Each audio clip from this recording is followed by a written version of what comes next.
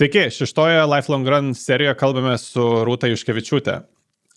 Rūta praeitų metų rugsėjį Nidoje tapo Lietuvos pusmaratonio čempionato laimėtoja. 23 Havajuose Konos varžybose jį dalyvavo Ironman varžybose ir pagerino Lietuvos moterų rekordą. Tad kalbėjomės ne tik apie jos įspūdingus rezultatus, bet ir pasiruošimą tiek fizinį, tiek psichologinį, apie tai, kaip varžybų metu išlipti iš psichologinės ir fizinės duobės ir kokias gyvenimiškas pamokas suteikia tokie iššūkiai. Net nebejoju, kad kiekvienas žiūrintis ir klausantis iš šio pokalbio pasims kažką savo. Tad ačiū, kad esate kartu, kad klausotės ir žiūrit, o dabar lėkime epizodą.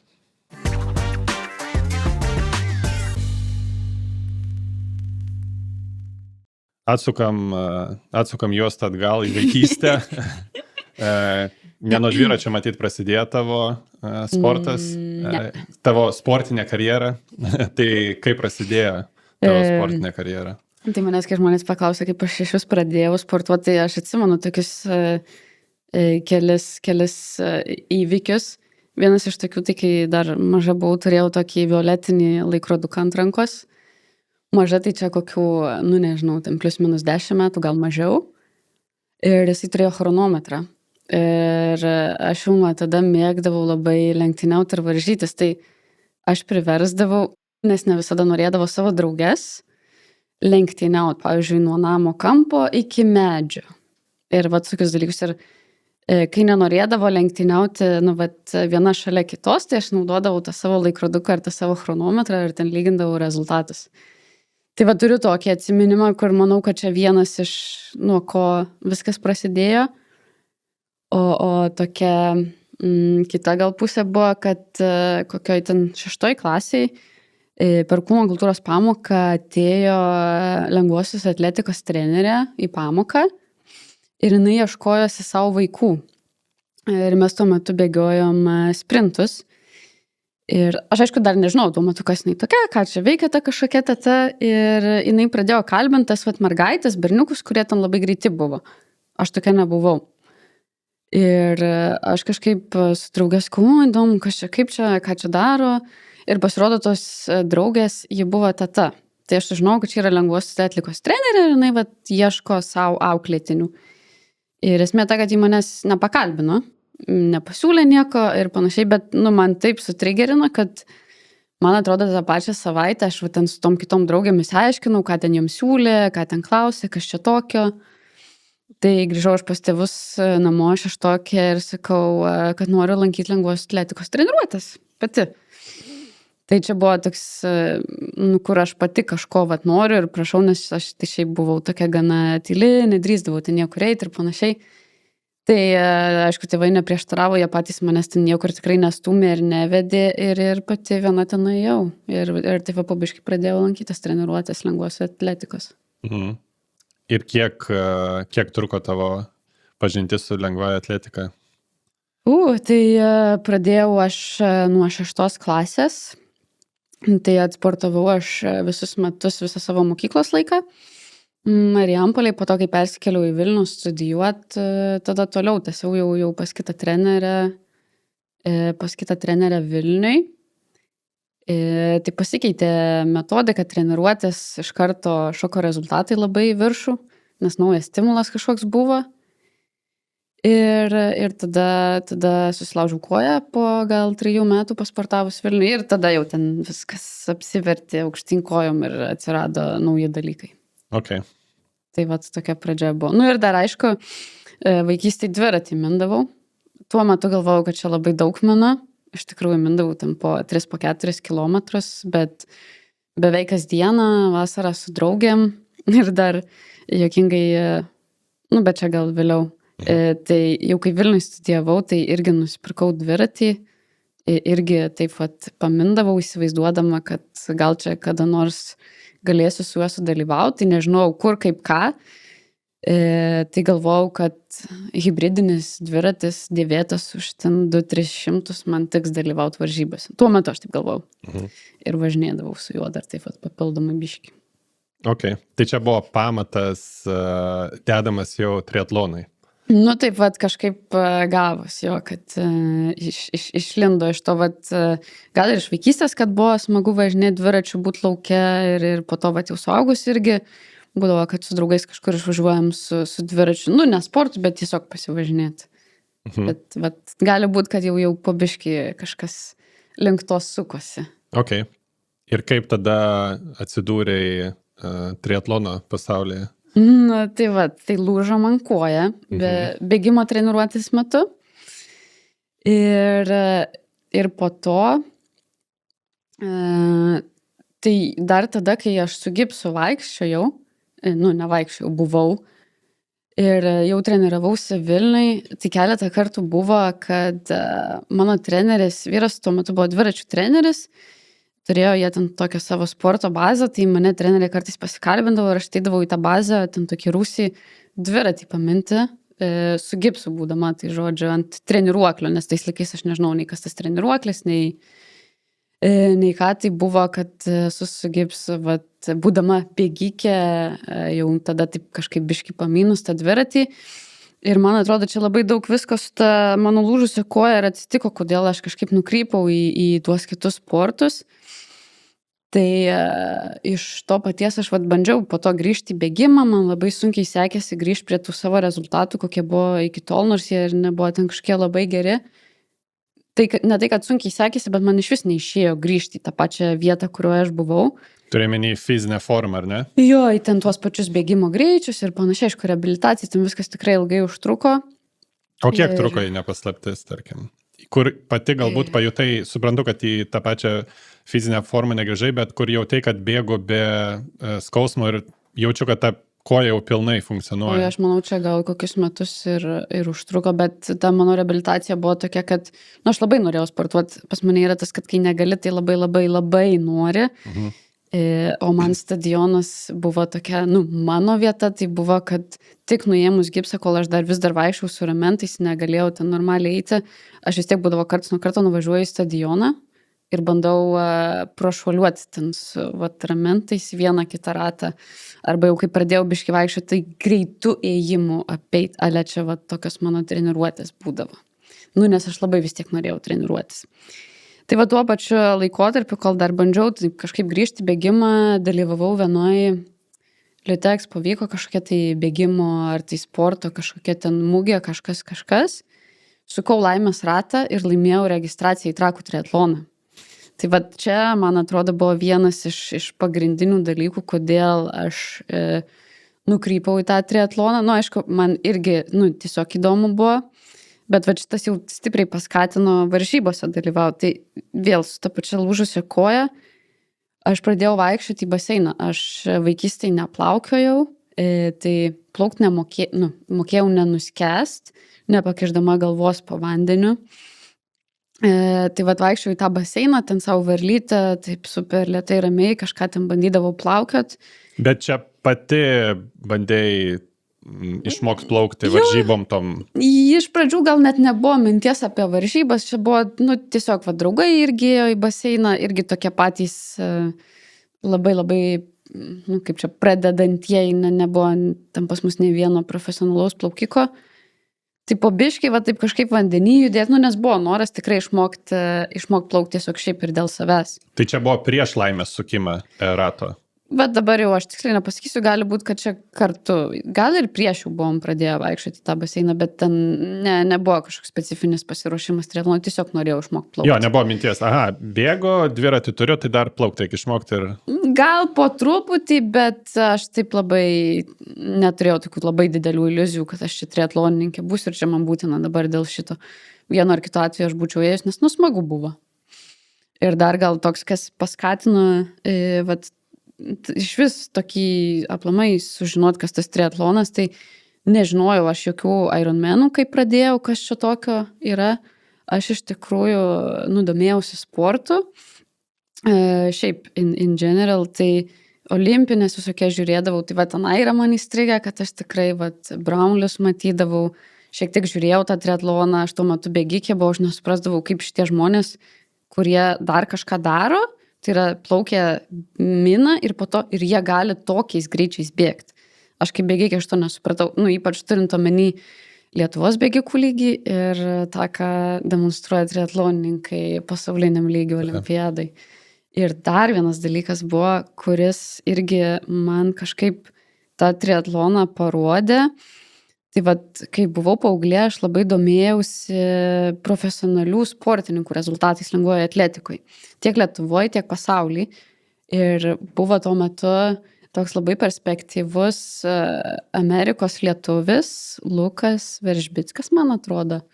Jis netgi turi mylę subėgęs iš 4 minučių ir jis kažkaip perėjo į triatloną.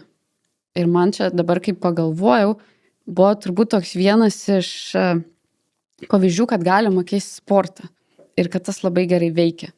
Ir kad vat, yra pavyzdys, kaip iš lengvosios galima pereiti į triatloną ir vis tiek ten būti labai geru. Tai taip vat, gal pasąmonė irgi kažkur toks buvo užsifiksavęs. Jo, geras. Tai pirmas triatlonas buvo Trakuose? Ne. Okay. Iš tikrųjų, prieš Trakų triatloną aš galvojau, kad man reikia pasibandyti triatloną. Tai aš pirmą savo varžybas turėjau gal mėnesį iki Trakų Zarasuose, Lietuvos triatlono taurės varžybose, sprinto distanciją. Tada vargiai supratau, kaip man išeis numinti 20 km su dviračiu. Sprinto distancija čia gali gal padetalizuoti. Taip, plaukimo. Tai čia yra 750 metrų plaukimo, 20 km numinti ir 5 nubėgti. Tai dėl bėgimo aš nesijaudinau. Čia kaip nors, bet kaip numinti 20 km ir po to dar bėgti, čia man buvo kosmosas ir aš norėjau pasiruošti Trakams. Na, aišku, plaukimas šitą vietą buvo sunkiausia, nes aš buvau labai tik pradėjus, nieko nežinojau. Tai iš tokių jokingų istorijų buvo tai, kad aš tuo metu nepažinojau jokių kitų triatlonininkų. Tai viskas, ką aš galvodavau, kaip ką reikia daryti, tai aš bandydavau ar tai googlint, ar, taip kaip man atrodo. Savamokslė buvai. Visiškai savamokslė, gal nerekomenduoju to daryti. Tai žinojau, kad reikia kažkokio tai ten plaukimo kostiumo. Nes šalta, nes čia greičiau, geriau. Ir Lietuvoje tuo metu, nes tas buvo prieš 8-9 metus, dar nebuvo tiek daug pasirinkimo, kur čia ką nusipirkti, kas su triatlonu susiję. Ir tuo metu aš pasitaikė, kad buvau Švedijoje, kur ten šitų visų sportų kultūra jau buvo daug aukštesniam lygiai. Ir aš nuėjau į Dekatloną, Lietuvoje, aišku, dar jo nebuvo. Ir norėjau nusipirkti plaukimo kostiumą ir, aišku, nusipirkti kuo pigiausia, nes aš čia tik pradedu. Tai gavas taip, kad aš nusipirkau, jis man ten tiko, viskas gerai. Ir žodžiu, aš jau Zarasuose, vargais negalais ten praplaukiau aš tą savo distanciją, tų 750 metrų pirmą kartą, išlipu ten gal antrą nuo galo tarp visų dalyvių. Ir aš girdžiu, kaip komentatorius varžybų sako, vat matome dalyvę, kuri išlipa su nardymo kostiumu, ne triatlono. Ir vat čia buvo tuo metu, aš tik tada išgirdau, kokį aš kostiumą nusipirkau ir su kokio aš plaukiau. Ir tada jis toliau komentuoja, kad vat nardymo kostiumas ten žodžiu šilumos duoda, iš tikrųjų jis tą vandenį sugeria, tampa dar sunkesnis, dėl to yra dar sunkiau plaukti, o ne jis tas vat ten guminis silikonis, kuris tave laiko ant vandens. Ir aš galvoju, gerai, tai supratau. Lessons learned. Tai va, tai tokias buvo pats pirmas triatlonas. Dviračio fazai turėjai tą patį, kaip minėjai, hybridą, ar jau buvai pasiruošus? Tai vat, kai tą registraciją į Trakų triatloną laimėjau, tada pradėjau, tada supratau, kad tas hybridinis dviratis, tas, kas tinka viskam, netinka niekam dažniausiai. Tai supratau, kad, gal negerai. Tai pradėjau ieškoti plentinio dviračio dėvėto ir kaip tik pasitaikė proga. Šiaip maža labai rinka buvo, bet radau iš kitos triatlonininkės lietuvės ir nusipirkau plentinį dviratį. Tai jau buvai pasiruošęs. Tai jau myniau su plentiniu dviračiu, bet vis tiek man 20 km tuo metu atrodė kaip kažkas tokio sunkiai įgyvendinamo. Grįžkim tada gal prie bėgimo dalies. Praeitais metais Nidoje vyko pusmaratonis. Ir tu dalyvavai. Ir tau pasisekė, ar sąmoningai ruošeisi laimėti pirmą vietą. Beje, klausantiem ir nežinantiem, Nidoje vyko pusmaratonio čempionatas. Tai tapai moterų čempionė, užėmė pirmą vietą. Papasakok, kaip čia atsitiko, nes mačiau ir tavo postą ir jis būtent taip ir prasideda. Kas čia buvo, kaip čia atsitiko. Tai gal gali plačiau apie pačią patirtį ir kaip čia atsitiko, kad tavo manimu pavyko atbėgti pirmai. Tai gal pradėsiu nuo to, kad visgi dabar fokusuosi tai į triatloną, ne į bėgimą, bet kadangi bėgioju jau labai daug metų, tai čia vis tiek yra didžiausia mano meilė. Ir be triatlono varžybų vis tiek sudalyvauju tai vienose kitose bėgimo varžybose. Tai tikrai jokių iliuzijų ten laimėti Lietuvos čempionės titulą nebuvo. Aš, jeigu kas būtų paklausę arba sakė, kad tai bus, tai būčiau tiesiog pasijuokus ir sakius, kad čia nesąmonė, taip negali būti. Tai Nidoje sudalyvavus prieš 7-8 metus irgi pusmaratonį bėgau.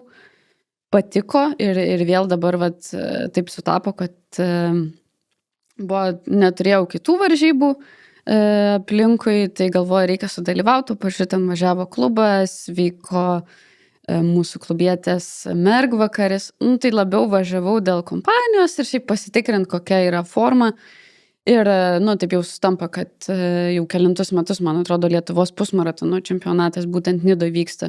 Bet aš tam tikrai specialiai nesiruošiau, sakau, iliuzijų, ten kažką laimėti irgi nebuvo.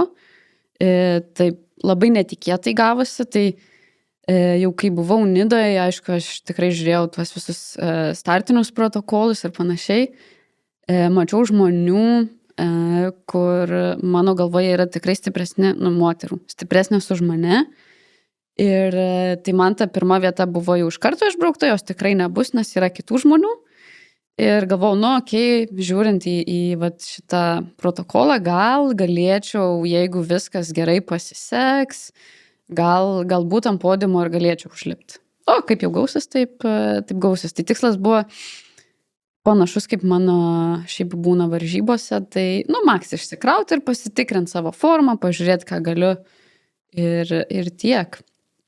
Tai stovėjom starte ir Nidos trasa yra ganėtinai kalvota, 4 ratukai ir iš karto po starto labai greitai reikia bėgti į kalną. Ir aš turiu tokį polinkį visada per greitai startuoti, bet man kažkaip taip veikia. Tarkim, ir lyginant su kitais žmonėm, atrodo, kad aš užsiplėšiu tą startą, bet man taip natūraliai gaunasi ir aš lyg ir neturiu labai kažkokių didelių pasiekmių dėl to, nors gal šiaip nelabai rekomenduotina taip daryti, ypač tokiuose ilgesnėse distancijose. Tai aš išbėgau ir kažkaip užbėgau neblogai į tą kalną, ten iš karto jau su 180 plus pulsu. Per, nežinau, gal net 1 kilometras nepraėjo, kai pulsas toks buvo. Ir tada aš pirma iš moterų taip užbėgau ir taip ir bėgau pirma tarp moterų. Man taip dar niekad nėra buvę. Tai kadangi čia buvo Lietuvos čempionatas, tai buvo lydintis dviratininkas šalia manęs, kartais arčiau, kartais toliau. Tai tokios patirties, kad su manim važiuotų lyderį lydintis dviratininkas, dar niekad nėra buvę. Ir, aš vis laukiu, kol mane pradės lenkti tos kitos moterys, kol išlygins tas mano per greitas startas, kol jos mane pasivys ir lenks. Ir eina 1 kilometras, 2, 3, 4, 5, 2 jau bėgimo ratas, ir kaip nėra, taip nėra. Ir aš galvoju, gal dar išlys, o gal aš dar nulūšiu, gal man kažkas atsitiks.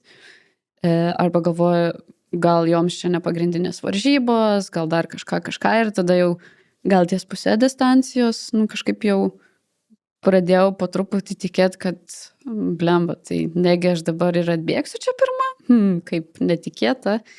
Ir vis tiek į tą fokusą tokio didelio nebuvo. Buvo aišku, gal jau paskutiniam rate, kad aš truputį atsisukinėjau atgal pasižiūrėti, nes visgi laimėti 1 vietą Lietuvos čempionate, čia ne kasdieną man taip atsitinka, dar nebuvo taip atsitikę, man atrodo, suaugusių čempionate jokiam. Tai faina, bet aš vis tiek stengiausi, kad aš išlaikyčiau savo peisą, kad kai sunku nepasiduočiau ir toliau varyčiau, tai ir kažkaip nesistengiant laimėtos 1 vietos, jinai ir atėjo, tai buvo, ta prasme, labai smagu, tikrai labai smagu ir labai netikėta. Sakei, kad net ir 4 rate, kai atsirado mintis, kad galiu laimėti 1 vietą, vis tiek išlaikei savo planą. nespaudai daugiau, kad užsitikrinta pirmą vietą likai, kaip kartais sako, likai savo varžybų plane, jo nekeitai. Ar psichologiškai buvo sunku tą padaryti? Nespausti daugiau, nes, kaip sakėjai, pradėjai atgal žiūrėti, pro petį, ar ne? Jo, tik tiek, kad jau paskutiniam rate, tai aš jau ir šiaip, nesvarbu, ar už manęs kažkas bėga ar nebėga, ar aš 1 ar 7 ar 18, aš jau vis tiek atiduodu viską, ką turiu, nes jau nebedaug liko. Nes, mano tas toks tikslas savo pačiai iš varžybų yra finišuoti su ta mintim, kad aš negalėjau geriau. Tai, pusmaratonis nėra čia tokia distancija, kaip kad maratonas ar Ironmanas, kur labai jau taupytis reikia.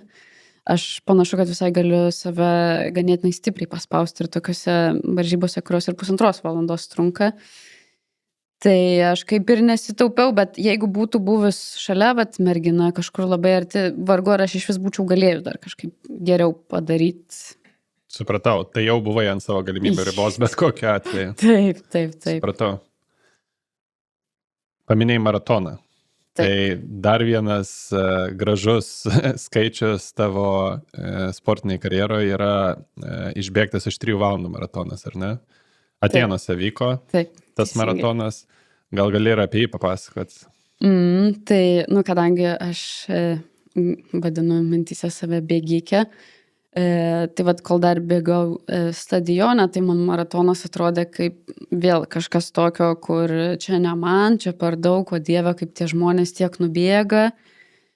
Po to atėjo laikas, kai aš jau pradėjau ilgesnius tos nuotolius bėgioti ir tuo metu tikrai galvojau, kad aš niekada gyvenime negalėsiu išbėgti iš 3 valandų ir į tuos, kurie, į tas moteris, kurios tai daro, man jos atrodė kaip nežinau, maždaug tokio lygio, kaip dabar žiūrėčiau olimpinės čempionės. Taip galvojai, jau nubėgus maratoną? Jo, netgi ir pirmą maratoną nubėgus, nes pirmą savo maratoną aš nubėgau per nepilnas 4 valandas. Ir ta prasme, jis nebuvo nei kiek lengvesnis negu, tarkim, šitas, kur aš subėgau greičiau negu per 3. Tai tiesiog rodo, kiek daug paaugau. Bet, mano galvoj čia buvo tokia riba, kad, ne, aš nesu tokia greita ir čia niekada taip neateis. Ir iš tikrųjų, gal kokios, pasvajoti, aišku, galima, bet aš tikrai netikėjau, kad aš prieisiu iki tol. Bet po biškį aš tos maratono laikus karpiau, artėjau link to, bet jau tuo metu, tarkim, jisai vyko šį rudenį, aš neturėjau tikslo išbėgti iš 3 valandų. Per tą visą laiką, kai aš sportuoju, aš daug tokių visokių fazių perėjau nuo siekimo kažkokio konkretaus rezultato, ar tai laiko, siekimo kažkokių vietų iki to, kad aš noriu maksimaliai išsikrauti ir fokusuotis į save, kiek aš galiu atiduoti. Jeigu aš atiduodu 100% savęs per varžybas arba 101, tai vadinasi viskas gerai, man tinka, aš laiminga. O koks jau tuo rezultatas ateis laiko prasme, kokia vieta bus, tai čia jau iš esmės ne visai nuo manęs priklauso. Tai aš iš tą jau taip nesifokusuoju ir man čia yra tokia, vyšnė ant torto šitas dalykas. Tai Atėnai, tai žodžiu šį rudenį, Nidoj sudalyvavau, dar Vilniaus maratone prabėgau 5 km, pasiturėjau asmeninį rezultatą, kas buvo po Ironmano 5 km subėgti savo personal best, kai anksčiau aš esu tam treniravusi specifiškai stadione, tai man irgi buvo kažkas tokio ir pagalvojau, kad gal turiu neblogą tą formą bėgimo ir galiu dar rudenį tą maratoną padaryti, bet kadangi Atėnai nėra šiaip jau labai greita trasa, jie yra nuo maratono miesto į Atėnus, tai reiškia nuo taško A į tašką B.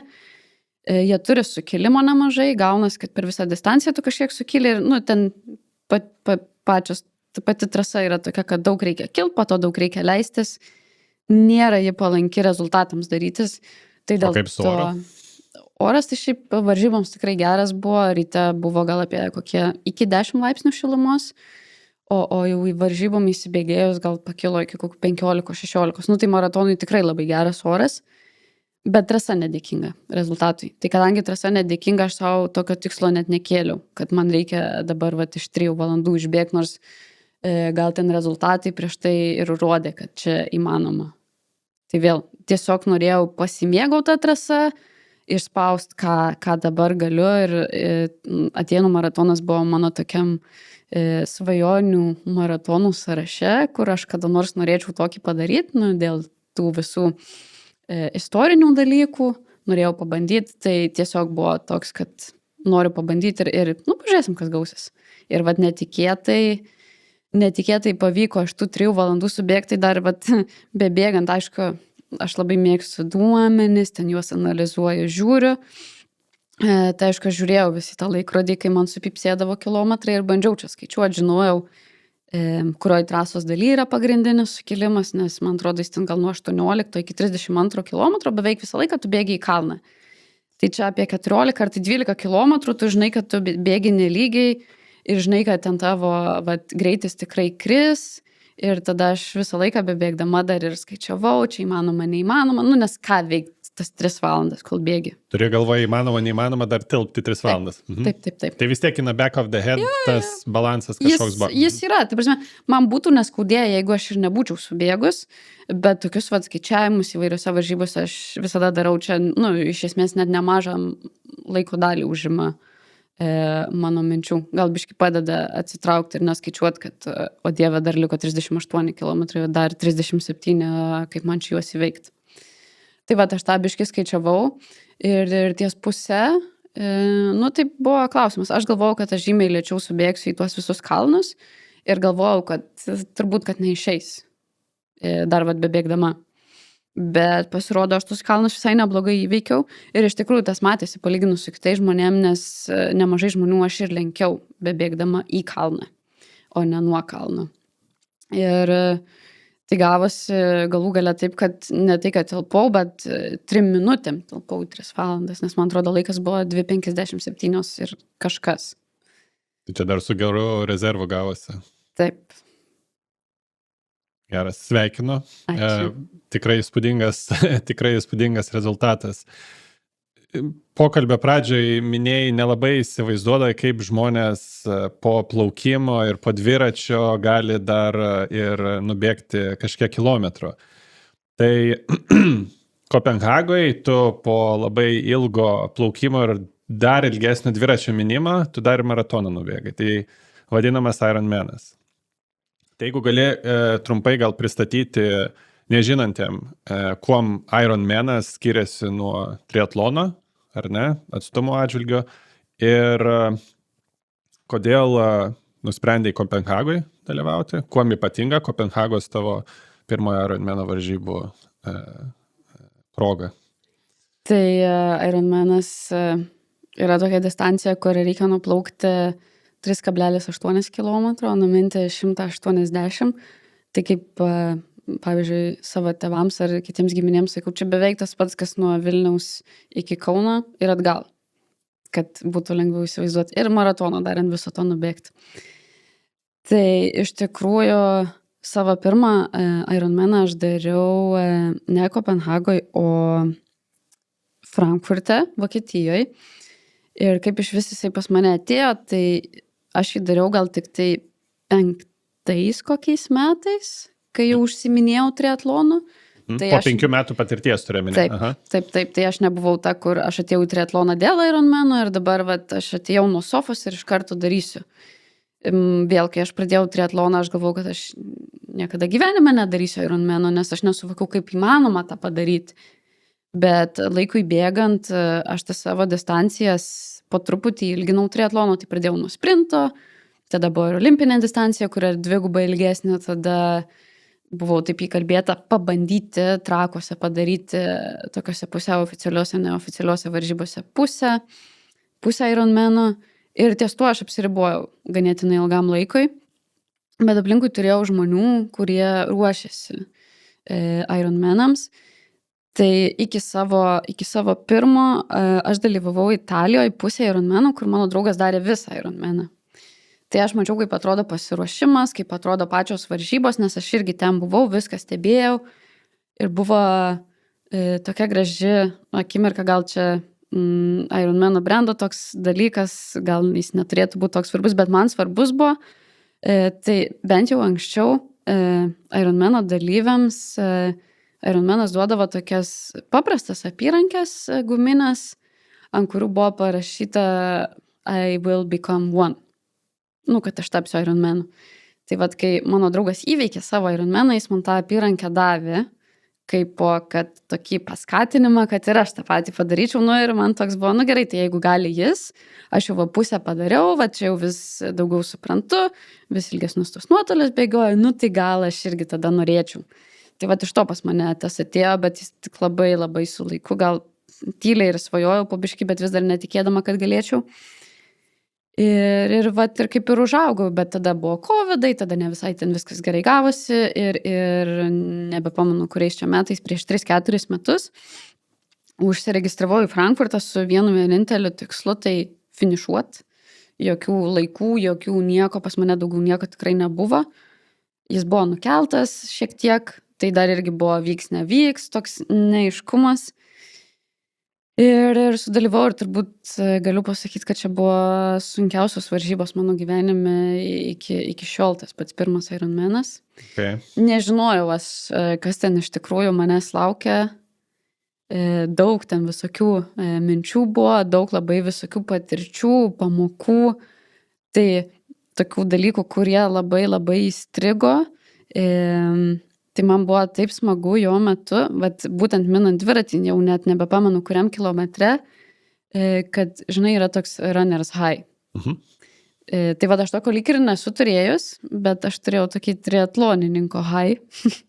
Realiai tą patį dalyką, tik tai ant dviračio, būtent iš to Frankfurto metu, kur aš tokia laiminga buvau, tai prasme, man niekada nėra buvę tokios stiprios laimės, kur mini tą savo dviratį ir galvoju, eina savo, kaip gerai, kad aš čia, kaip gerai, kad aš turiu tėvus, giminės, kaip gerai, kad jie mane palaiko, kaip gerai, kad aš turiu tokį dviratį, su kuriuo čia galiu dalyvauti ir tiek visokių dalykų ten praėjo, galvoju, kad, net sunku patikėti iki tokių, kur galvoju, eina savo koks mėlynas dangus, kokia čia žalia žolė ir šitą aš visą išgyvenau ten kažkokiam kilometre per savo pirmą Ironmaną mindama dviratį.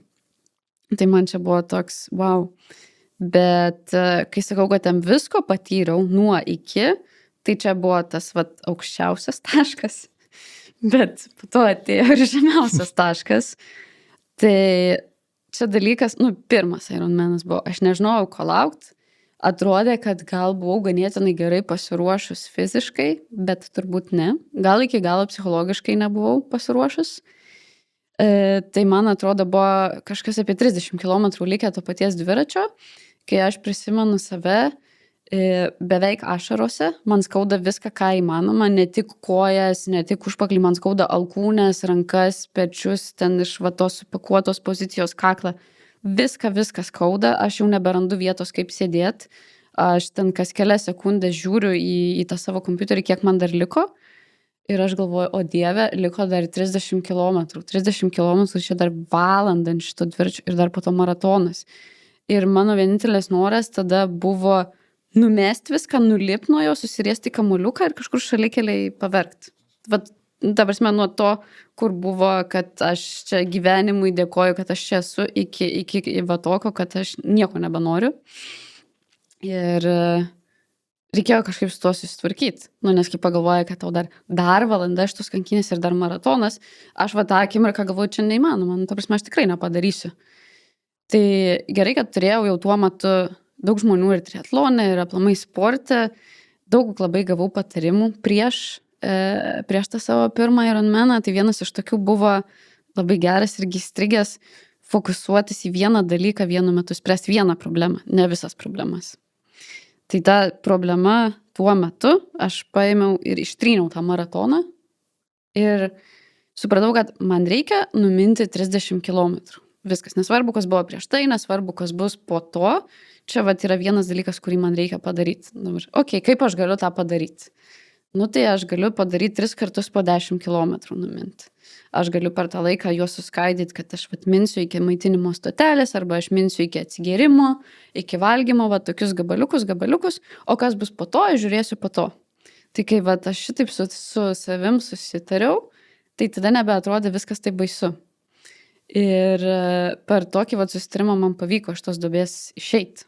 Ir kai aš atmyniau jau ir nulipau pagaliau nuo to prakeikto dviračio, man toks palengvėjimas buvo ir toks, okei, tai čia liko tik bėgti, mano mylimiausia rungtis, taigi viskas čia gerai, nėra čia taip sunku. Ir aš iš tos duobės kažkaip vėl atsiradau vėl tokioj visai neblogoj vietoj. Geras. Tai va, aišku, bėgime irgi visko buvo ir labai gerai, ir labai blogai, ir galų gale tikslas buvo tik finišuot, tai man tą ir pavyko padaryti. Tai čia toks buvo pirmas mano Ironmanas, kur... Ir, dar tiesa, po jo tą pačią dieną aš sakiau, niekada gyvenime šito nebedarysiu. Klasika. Taip. Greit pasikeitė nuomonė apie Never Again. Gal po kokių 5 dienų jau nebebūčiau drįsus taip sakyti, bet tikrai nenorėjau dar niekur registruotis, nieko daryti, bet jau sakyti niekada, jau turbūt būčiau galvojus, kad gal čia nėra jau visai tiesa, bet tą pačią pirmą dieną tai ne. Dar prieš pereinant prie Kopenhagos įdomu, kiek laiko, jeigu pameni, maždaug atsistatymas vyko po tokių varžybų? Kai jau pradėjai normaliai jaustis. Sunku pasakyti, nes tiesiai po šitų varžybų aš važiavau į Austriją, į kalnus, haikint. Tai turėjau tokias 2 dienas, kur dar nehaikinau ir tada iš karto pradėjau vaikščioti po kalnus, ten po, 3-5 valandas. Kaip sekėsi? Visaip, tai bet aš net nežinau, kada tas Ironmano raumenų skausmas perėjo į haikinimo raumenų skausmą, nes tie raumenys irgi nedirbė. Tai, man tiesiog ten kokią savaitę labai skaudėjo visus raumenis. Ir kažkada persidengė su haikinimu. Supratau. Jo, čia toks buvo Ironmanas su vyšne ant torto dar. Taip, su atostogom. Taip. Ok, ir tada perinam prie Kopenhagos. Minėjai, kad pirmoji, kadangi 2 kartus dalyvavai, pirmoji Kopenhaga nuo antrosios stipriai skiriasi ir abi yra savotiškai ypatingos tau. Tai kuom pirmoji buvo ypatinga? Tai pirma jau buvo ta, kad aš jau turėjau padarius Ironmaną, tai kaip ir tokią varnelę aš jau buvau užsidėjus, tai reikėjo kažkokių tokių tikslų. Tai Kopenhaga buvo antra tavo, antras Ironmano pasirodymas. Ir tarp savo pirmo ir antro, man atrodo, aš turėjau 2 metų tarpą. Tai čionais buvo toks precedentas įvykęs ten metai atgal, kai keletas lietuvių, mano klubiečių irgi, kvalifikavosi į Havajus. Ir buvo viena moteris, kuri būtent kvalifikavosi Kopenhagoj. Tai jau kai padariau pirmą, tada ten daug sportavau, tai po biškį atsirado tos svajonės dėl Havajų, dėl Konos, dėl Ironmano pasaulio čempionato. Svajonės vis tiek. Plus man patiko pati distancija, aš save turbūt geriau realizuoju ilgose distancijose negu trumpose. Tai tokia, šalutinė, gal labai ten garsiai niekam nesakant, mintis buvo, kad kadangi Kopenhagos varžybos yra labai arti to pasaulio čempionato, laiko atžvilgiu turiu minėti. Jos yra paskutinės, kuriuose galima kvalifikuotis tais metais. Yra didesnė tikimybė, kad ten gal žmonės nepasiims tų kvalifikacijų, nes per arti, nes gal jau turi iš kitų varžybų. Tokių visokių pamastymų buvo. Tai tu, jeigu kvalifikuojasi Kopenhagoje, tu turi dalyvauti tais pačiais metais Havajuose. Taip. Aha. Tai buvo dėl tokių, kiti dalykai buvo logistika, galima į Kopenhagą nuvažiuoti su mašina, nereikia skristi lėktuvu, aš nenoriu skristi, nes reikia dviračio lagamino, reikia ardyti dviratį, reikia tverti, man čia yra didelis stresas, o aš noriu streso kuo mažiau turėti. Tai tas dalykas, tada aš nenoriu atviros jūros, nes jūros banguoja, būna cancelina plaukimą, aš nemėgstu šalčio, tai tarkim, Talinas man dėl to nelabai patinka, nes man geriau šilčiau negu šalčiau. Aš nenoriu, kad būtų per karšta, nenoriu, kad būtų kalnai, žodžiu, daug tokių visokių dalykų. Ir taip atkrenta labai daug varžybų ir man liko Kopenhaga. Ir dar ta gal didesnė galimybė kvalifikuotis į Koną, galbūt. Bet jinai iš tikrųjų tokia labiau šalutinė buvo. Visa kita buvo labiau logistika, temperatūra ir kad man tos sąlygos būtų geresnės. Kona Havajuose nebuvo pirminis tavo tikslas šitų varžybų? Ne, čia ta prasme svajonė buvo, kur galvojau, kad jinai labai irgi sunkiai įgyvendinama. Tikslas tai tikrai nebuvo. Nes pas mane yra taip, jeigu yra tikslas, tai jeigu tu įvykdai gerai, jeigu neįvykdai, tai negerai. O kai yra svajonė, tai yra svajonė. Jeigu tu neįgyvendinai jos šį kartą, tai nieko blogo. Taip. Tai dalyvavau aš Kopenhagoj. Antras Ironmanas, visai kita patirtis, visai kitas viskas. Gal tikslas jau buvo, realiai tai tikslas jo buvo pasimėgaut, pasižiūrėti, ką man pavyko prisitreniruoti, paieškoti savo ribų kažkokių. Nebuvo tikrai vėl ten jokių konkrečių iliuzijų kažkokį laiką ir panašiai. Ir iš tos varžybos labai man su dideliais nuotykiais buvo. Tai praplaukiau aš, viskas ten labai gerai buvo. Oro sąlygos buvo tokios šiaip sau, čiut gal lynojo, šlapia viskas buvo. Ir pačioj dviračio pradžioje aš jau supratau, kad kažkas negerai su mano dviračiu. Aš vos negriuvau ant kiekvieno posūkio. Negalėjau suvaldyti dviračio ir nesupratau, kas yra. Ne iš karto supratau. Tada supratau, kad ir po vieno posūkio aš sustojau ir pasičiupinėjau priekinį ratą. Galvojau, gal prakiuro padanga. Ir viskas buvo gerai ir aš važiavau toliau ir vėl buvo tas pats. Ir tada aš supratau, kad o tai gal čia galinis ratas. Tai aš buvau numynus gal kokius 2-3 kilometrus, kai aš sustojau ir žiūriu, kad tuščia padanga mano. Ir pirmą kartą man tai varžybose atsitiko. Esu turėjęs gal tokį vieną treniruotėse per daug savo treniravimosi metų. Tai turėjau aš visus įrankius, visas priemonės, ir CO2, ir pompytę, ir kitą kamerą. O čia pertrauksiu trumpai, privalai turėti, ar čia up to you? Neprivalai. Up to you, ar ne? Taip. Jeigu nori saugiai, tai turėsi daugiau svorio, bet jeigu toks dalykas... Taip, nes jeigu neturėsi, tai, iš esmės blogai. Nes yra važinėjantys mechanikai, bet jie neprivalo tau jokių priemonių suteikti. Ir tų mechanikų ant motociklų trasų yra keli. Aš nežinau, ar esu kada nors iš vis juos mačius pati. Tose maitinimo stotelėse jie turi atsarginių kamerų, bet jos veikia tuo principu, kad kas pirmas pasiima, tas pasiima. Tai jeigu tu atvažiuosi kažkada, tu gali negauti. Tai nėra jokių garantijų. Supratau. Visom atsarginiam dalim tu turi pasirūpinti pats. Tai aš tuo rūpinausi, turėjau viską, buvau namie išsibandžius keisti padangas, nusimti ratą, užsidėti ratą, žodžiu, viską praktikavausi, o kas jeigu, kad, turėčiau patirties. Iš praeitų varžybų dar buvau išmokus, kad tas savo atsarginės dalis aš buvau susidėjus į gertuvę už sėdynės, tai Frankfurte aš tą gertuvę pamečiau, jinai tiesiog iššoko, kai aš važiavau per senamiesčio tokius akmenis, tai dabar aš ją buvau apsilipinus lipne juostelė, kad aš jos tikrai nepamešiau tos gertuvės. Ir kadangi buvau numynus tik 1 kilometrų, rytas buvo šaltas, aš po plaukimo dar visa šlapia, nesitikėjau, kad taip gali būti, atsitiko ir toks šokas, šalta, žodžiu, rankos dreba ir aš net nepajėgiau atsilipinti tos lipnios juostelės, kad atsisukčiau ir išsiimčiau tą gertuvę. Tai žodžiu, gavos taip, kad savanoris šalimai stovėjo, tai man buvo šiek tiek pagalbos iš šalies, netgi tokį dalyką padarant, kad tiesiog tą lipnę juostelę atlipinti, nes man tiesiog pačiai neėjo to padaryti. Tai tenai aš apie 20-30 minučių užtrukau, kur šiaip iš tikrųjų normaliom sąlygom čia turėtų būti kažkas iki 5 minučių, net jeigu ir nelabai gerai sekasi. Ir kas dar atsitiko tuo metu, tai susitvarkiau aš tą padangą, bet žiūriu, kad man nebeveikia pavaros.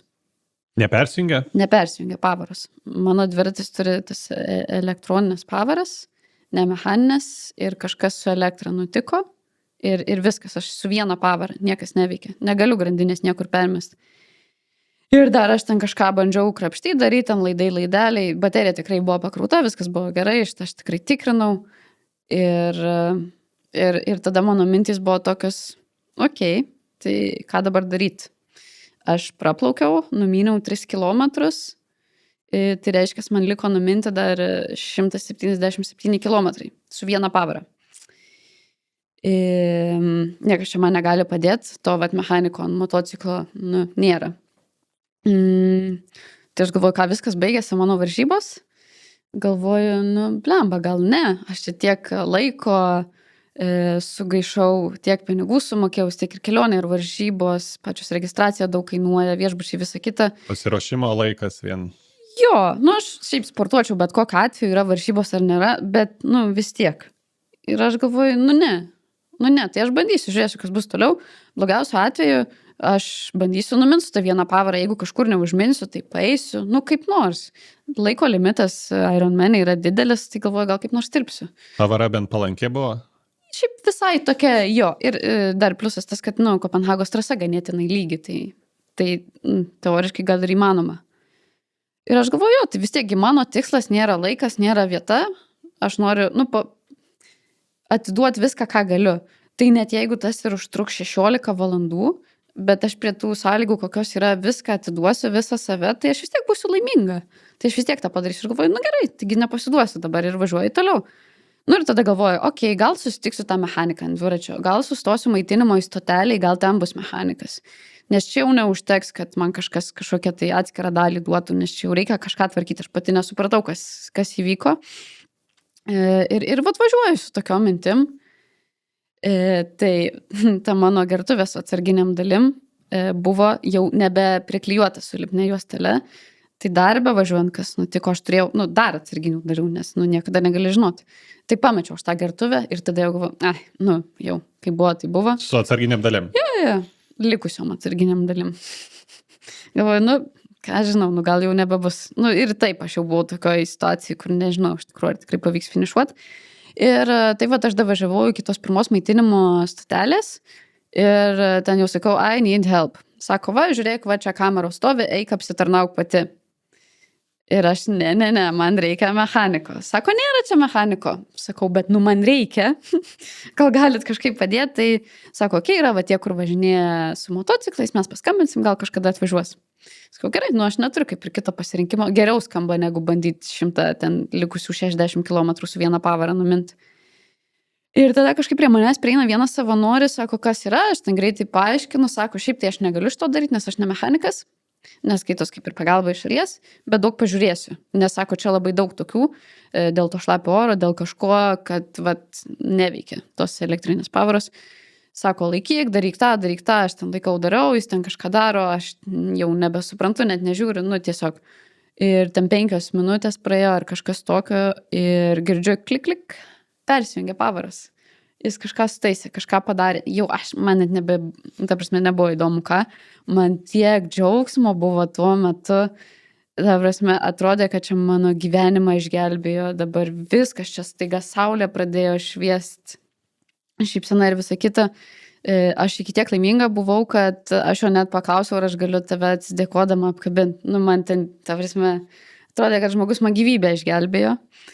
Ir viskas, ir aš atsisėdau ant to dviračio laimingiausią pasaulį ir viskas, ir aš išsišiepus visą laiką važiavau, nes man atrodė, kad aš antrą šansą gavau. Ir jokio nusivylimo, kad čia, oi, kaip man čia nepasisekė, čia padanga sprogo, čia sugedo pavaros, čia dar kažkas, ne. Kiek čia laiko praradau stovėdama? Jo, nes realiai tai apie pusvalandį praradau, bet ta prasme, čia tokia patirtis man buvo, tiek laimės, kad įmanoma iš to įsikrapštyti, gavai antrą šansą, tai dabar tiesiog naudokis juo ir daryk tą, ko čia atvažiavai, tai prie tokių sąlygų, kokias gauni, maksimaliai padaryti, ką gali. Ir tą ir dariau. Visą laiką įsišiepus, išskyrus ten gal miški buvo tokių sunkesnių akimirkų, bet labai jautės toks, nežinau, dėkingumas, tas antras šansas, kur tiesiog varai ir varai. Ir tada aš viską padariau per biškį greičiau negu 11 valandų. Bendras laikas Ironman. Taip, kas buvo beveik valandą greičiau negu mano pirmas. Ir čia įskaitant tą mano stovėjimą visą. Varžymų metu nieks laiko nestabdo, taip sakant, šitais dalykam. Dabar labai laiminga buvau, toks laikas, net ir jeigu nieko nebūtų atsitikę, man jau būtų super, super geras. Ir pasirodo, to laiko užteko, kad savo amžiaus grupėje aš būčiau top 10, jeigu neklystu. Ir aš tada kitą dieną ėjau į tą Ironmano pasaulio čempionato tų kvalifikacijų dalinimo ceremoniją ir tos vietos užteko, kad man pasiūlytų tą vietą. Ir aišku, aš ją paėmiau. Dar gali ir nepaimti. Jo, gali nesutikti. Taip. Ir tada siūlo sekančiam žmogui už tavęs. Bet kiekvienais metais vadinasi skiriasi, nėra taip, kad jeigu aš top 10, tai garantija, kad gausiu. Nėra taip, ar ne? Ne, visiškai nėra, čia labai priklauso nuo daug dalykų, jo. Tai va, tai taip gavau tą savo pakvietimą į savo svajonę. Tai jo, pradžia buvo ne pati sėkmingiausia, bet pabaiga labai apdovanota. Tai Ir po kiek laiko tada vyksta Havajuose? Tai mano atveju tas tarpas tarp šitų Kopenhagos ir Havajų iš tikrųjų buvo tik 2 mėnesiai. Šiaip labai mažas laiko tarpas.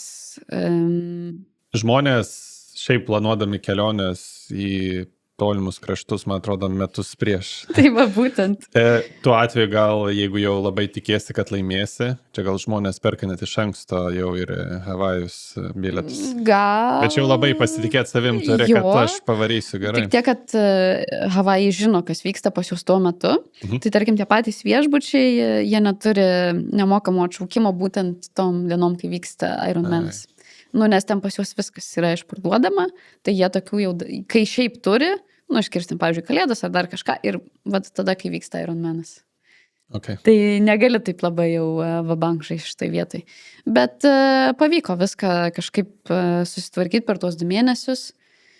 Ir jo, aš neturėjau jokių Havajuose iliuzijų, jokias vietas, laikus, vėl grįžau prie savo pirmojo Ironmano tikslo, tiesiog įveikti, tiesiog finišuoti, kirsti finišo liniją ir viskas. Tai ten koks viešbutis, kokie skrydžiai, kur kaip gausis, taip gausis. Detalės. Žodžiu, jo, tinka viskas.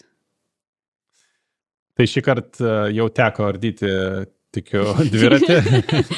Šį kartą jau teko. Ne laivu plaukėt, matyt. Taip. Tai kokia patirtis Konos varžybų buvo?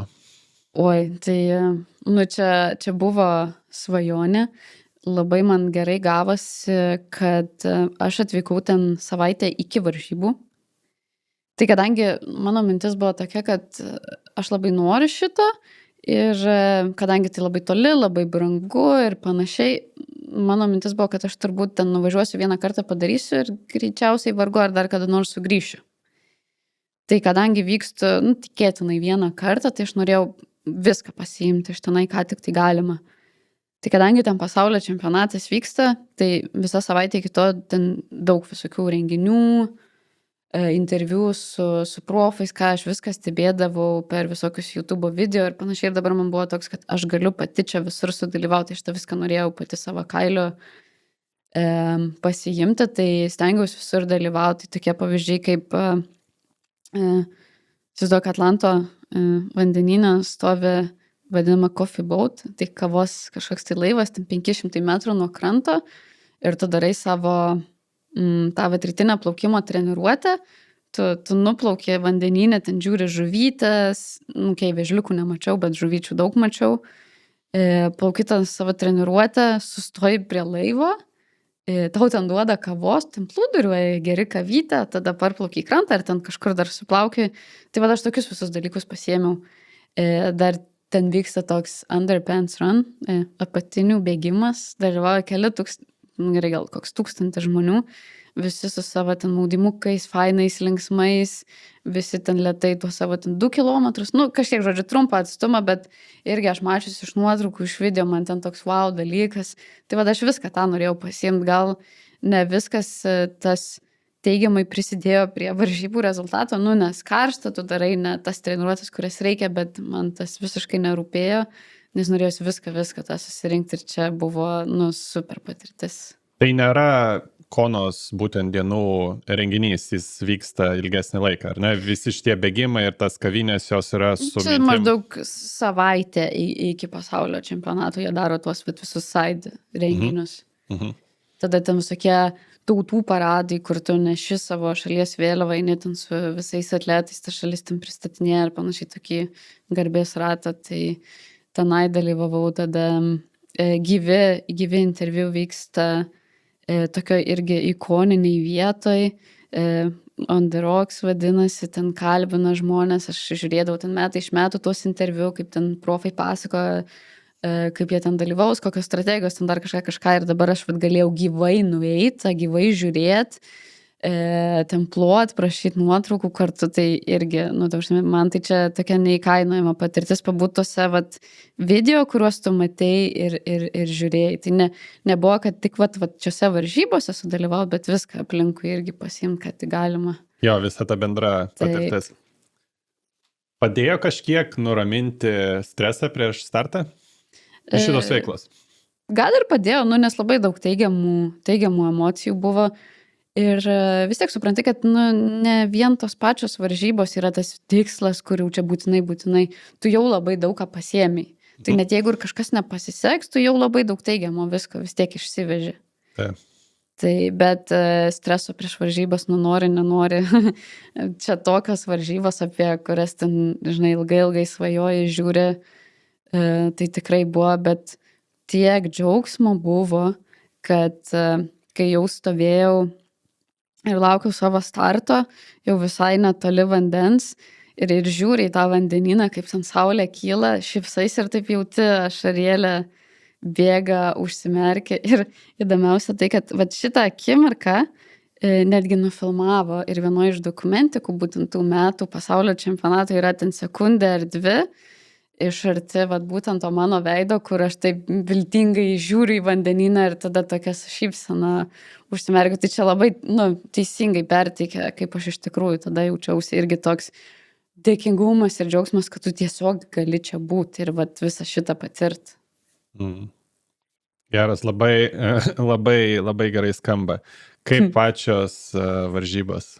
Ui, tai varžybos tikrai, fiziškai sunkios. Trasa ten ganėtinai irgi sudėtinga, karštis, drėgmė, tai čia tokie dalykai, kurių, jeigu nesi tokiose vietose buvęs, tai nelabai gali suprast. Kurį mėnesį vyksta? Vyksta spalį, tai iš tikrųjų, gal atrodo, kad temperatūra 30 laipsnių ir nėra čia taip jau super karšta, bet arti pusiaujo, drėgmė kitokia, tai jausmas tikrai ne kaip lietuviškas plus 30, labiau kaip koks plus, nežinau, 35 ar dar daugiau.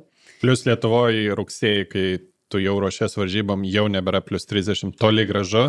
Taip, tai vat, tarkim, mano pirmas bėgimas, kai aš į Havajus nuvykau, lėtas bėgimas, tai buvo gal su vidutiniu ten kažkas kokiu tarp 160 ir 170 pulsų.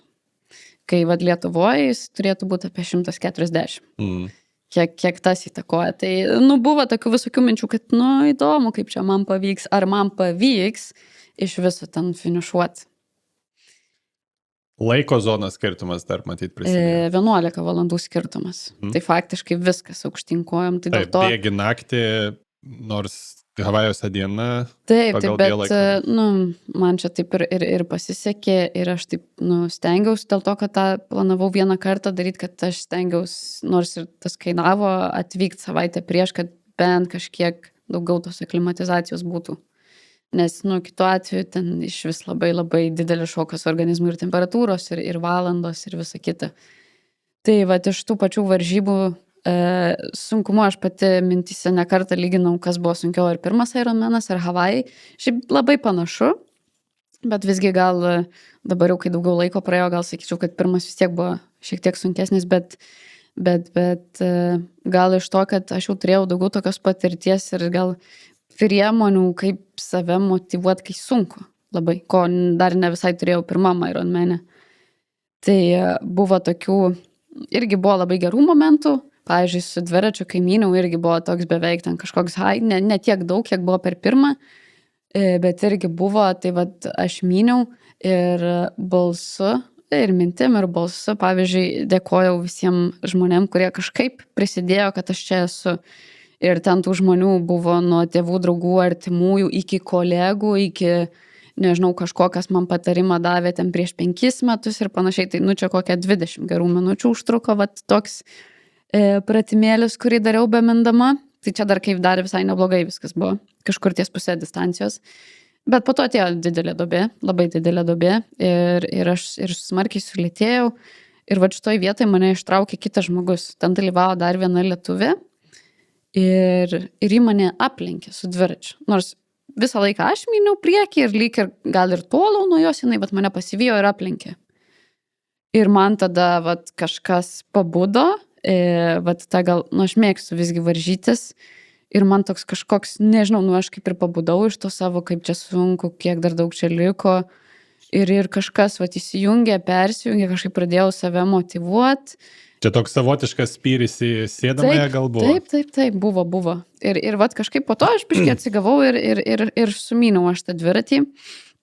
Ir po to reikėjo bėgti. Tai su bėgimu irgi buvo tokių nuotykių nemažai. Tai po dviračio, toj vat tranzito zonui, kur reikia persirengti į bėgimą. Aš žinojau, kad čia yra Havajai, kad čia yra labai karšta, man trūks druskų, elektrolitų, maisto, taip toliau ir panašiai. Tai aš turėjau tokį savo paketėlį su druskos tabletėm, su savo geliukais. Ne vieną paketėlį, bet skirtingai. Savo geliukus turėjau visus vienoj krūvoj sukliuotus lipne juostelę, kad nepasimestų. Druskos tik nebuvau prisiklijavus prie jų. Turėjau paketėlį, tada dar davė šlapę rankšluostėlį už kaklą užsikišti, tokie 3 dalykai buvo. Ir aš juos pasidėjau ant kėdės ir toj tranzito zonai nuėjau į tualetą pusę minutės, išeinu ir nėra nieko. Mano daiktų nebėra. Tiesiog nėra. Ir man maža panika, nes aš tai per varžybas valgau tik tai savo maistą, nes aš žinau, kad jis man veikia, aš jį išsibandžius, aš suskaičiavus, kiek man ko reikia. Ir kas svarbiausia, druska čionais, jeigu tu jos neturi, labai blogai gali baigtis ten ir haliucinacijom, ir gali ir nukris kažkur ten šalikeliai, nes išprakaituoji, tai ten labai daug. Tai maža panika, aš pradėjau lakstyti, ieškoti, klausinėti savanorių. Tai radau aš savo geliukus, savo druskos aš neradau, rankšluostėlio to, kur šaldo mane kažkiek irgi neradau, galvoju, nėra, tai nėra, kažkaip išsispręsim tą problemą toliau, važiuojam, bėgam, žiūrėsim, kas bus. Ir vėl apie tas problemų sprendimus varžybų metu, kad negali tu visko kontroliuoti, irgi reikėjo kažkaip suktis iš padėties, tai pirmos mintys buvo tokios, gerai, tai yra maitinimo stotelės, jose ten yra kažkokių elektrolitų gėrimų, aš jų vadinasi daugiau gersiu ir gal kažkaip išsisuksiu. Dar žinau iš kitų žmonių, kad būdavo traškučių tose maitinimo stotelėse, tai jie tiesiog nuo jų druską nulaižydavo. Iki tokių. Galvoju, kažkaip gal prasisuksiu, užteks daug tokių imsiu. Ir prabėgau aš gal kokie, 12-14 kilometrų ir pradedu jaus, kad man jau pradeda traukti raumenis. Ir galvoju, negerai, nes dar apie 30 kilometrų likę ir galvoju, 30 kilometrų eiti čia truputį daugoka, galiu ir nefinišuoti, jeigu taip atsitiks. Ir tada galvoju, ką daryti toliau. Vadinasi, panašu, kad to, ką gaunu iš maitinėlių, man neužtenka. Ir tada aš visgi ganėtinai greitai bėgu, palyginus su kitais dalyviais, tai aš faktiškai nelabai kas mane lenkia, aš visus lenkiu bebėgdama. Tai reiškia, kad aš juos apžiūrinėju, tuos žmonės, iš nugaros. Ir aš bėgu ir žiūriu, kas ką turi iš maisto. Galvoju, gal kažkas turės daugiau, gal man duos. Ir aš suprantu, kad neklausinėsiu ašgi kiekvieno žmogaus, nes tikrai kiekvienas man neduos. Laiką tai kažkaip irgi nori staupyti ir nesinori tiek daug. Tarkim, aš ten bėgau, man atrodo, mano gal vidutinis peisas gavos apie 5:30 Havajuose, kai kitų žmonių, tarkim, jie bėga 6:30 ar panašiai. Tai tiek sulėtėt, kad galėtum pakalbėti, kad labas, aš čia pamačiau savo druską, gal tu gali visgi užima ir tas tampimasis pirmin atgal. Tai aš bėgu ir ieškau, taip akim, gal kažkas turi daug tam tų tablečių ar kažkokiu, aš įsivaizduoju, kaip atrodo. Ir aš taip pribėgu ir pradedu klausinėti. Vieną žmogų, kitą žmogų, trečias žmogus rado, turėjo vieną, davė kažką. Tai man pradžioj davė tokias kramtomas tabletės. Gerai, aš vieną įsidėjau, aš žinau, kiek jų, aš kaip tik tokias pati vartau, žinau, kiek jų galima vartoti, įsidėjau vieną į burną ir turiu 2 delne. Aš visą šlapę, ten prakaitą žliaugia, jos man tiesiog tirpsta, įsidėjau antrą, kitą bandau mėtau ten iš delno į delną, kad tik neištirptų. Ir žinau, kad čia iki varžybų gal vis tiek neužteks, tai buvo dar tokių akimirkų, kai vėl prašiau. Tai vienoje vietoje viena moteris man sako, aš nenaudosiu, imk viską. Ir jinai man duoda tokį kaip vazelino tubelę ir ten yra tiesiog valgomoji druska. Tiesiog. Ir aš taip galvoju, gerai. Ir nesako, aš dar jos nenaudoju, viskas gerai, kišk pirštą, laižyk, valgyk, turėk. Ačiū. Aišku, visiems ten labai padėkojau. Tai, čia skaniausia druska, kokią valgiau gyvenime.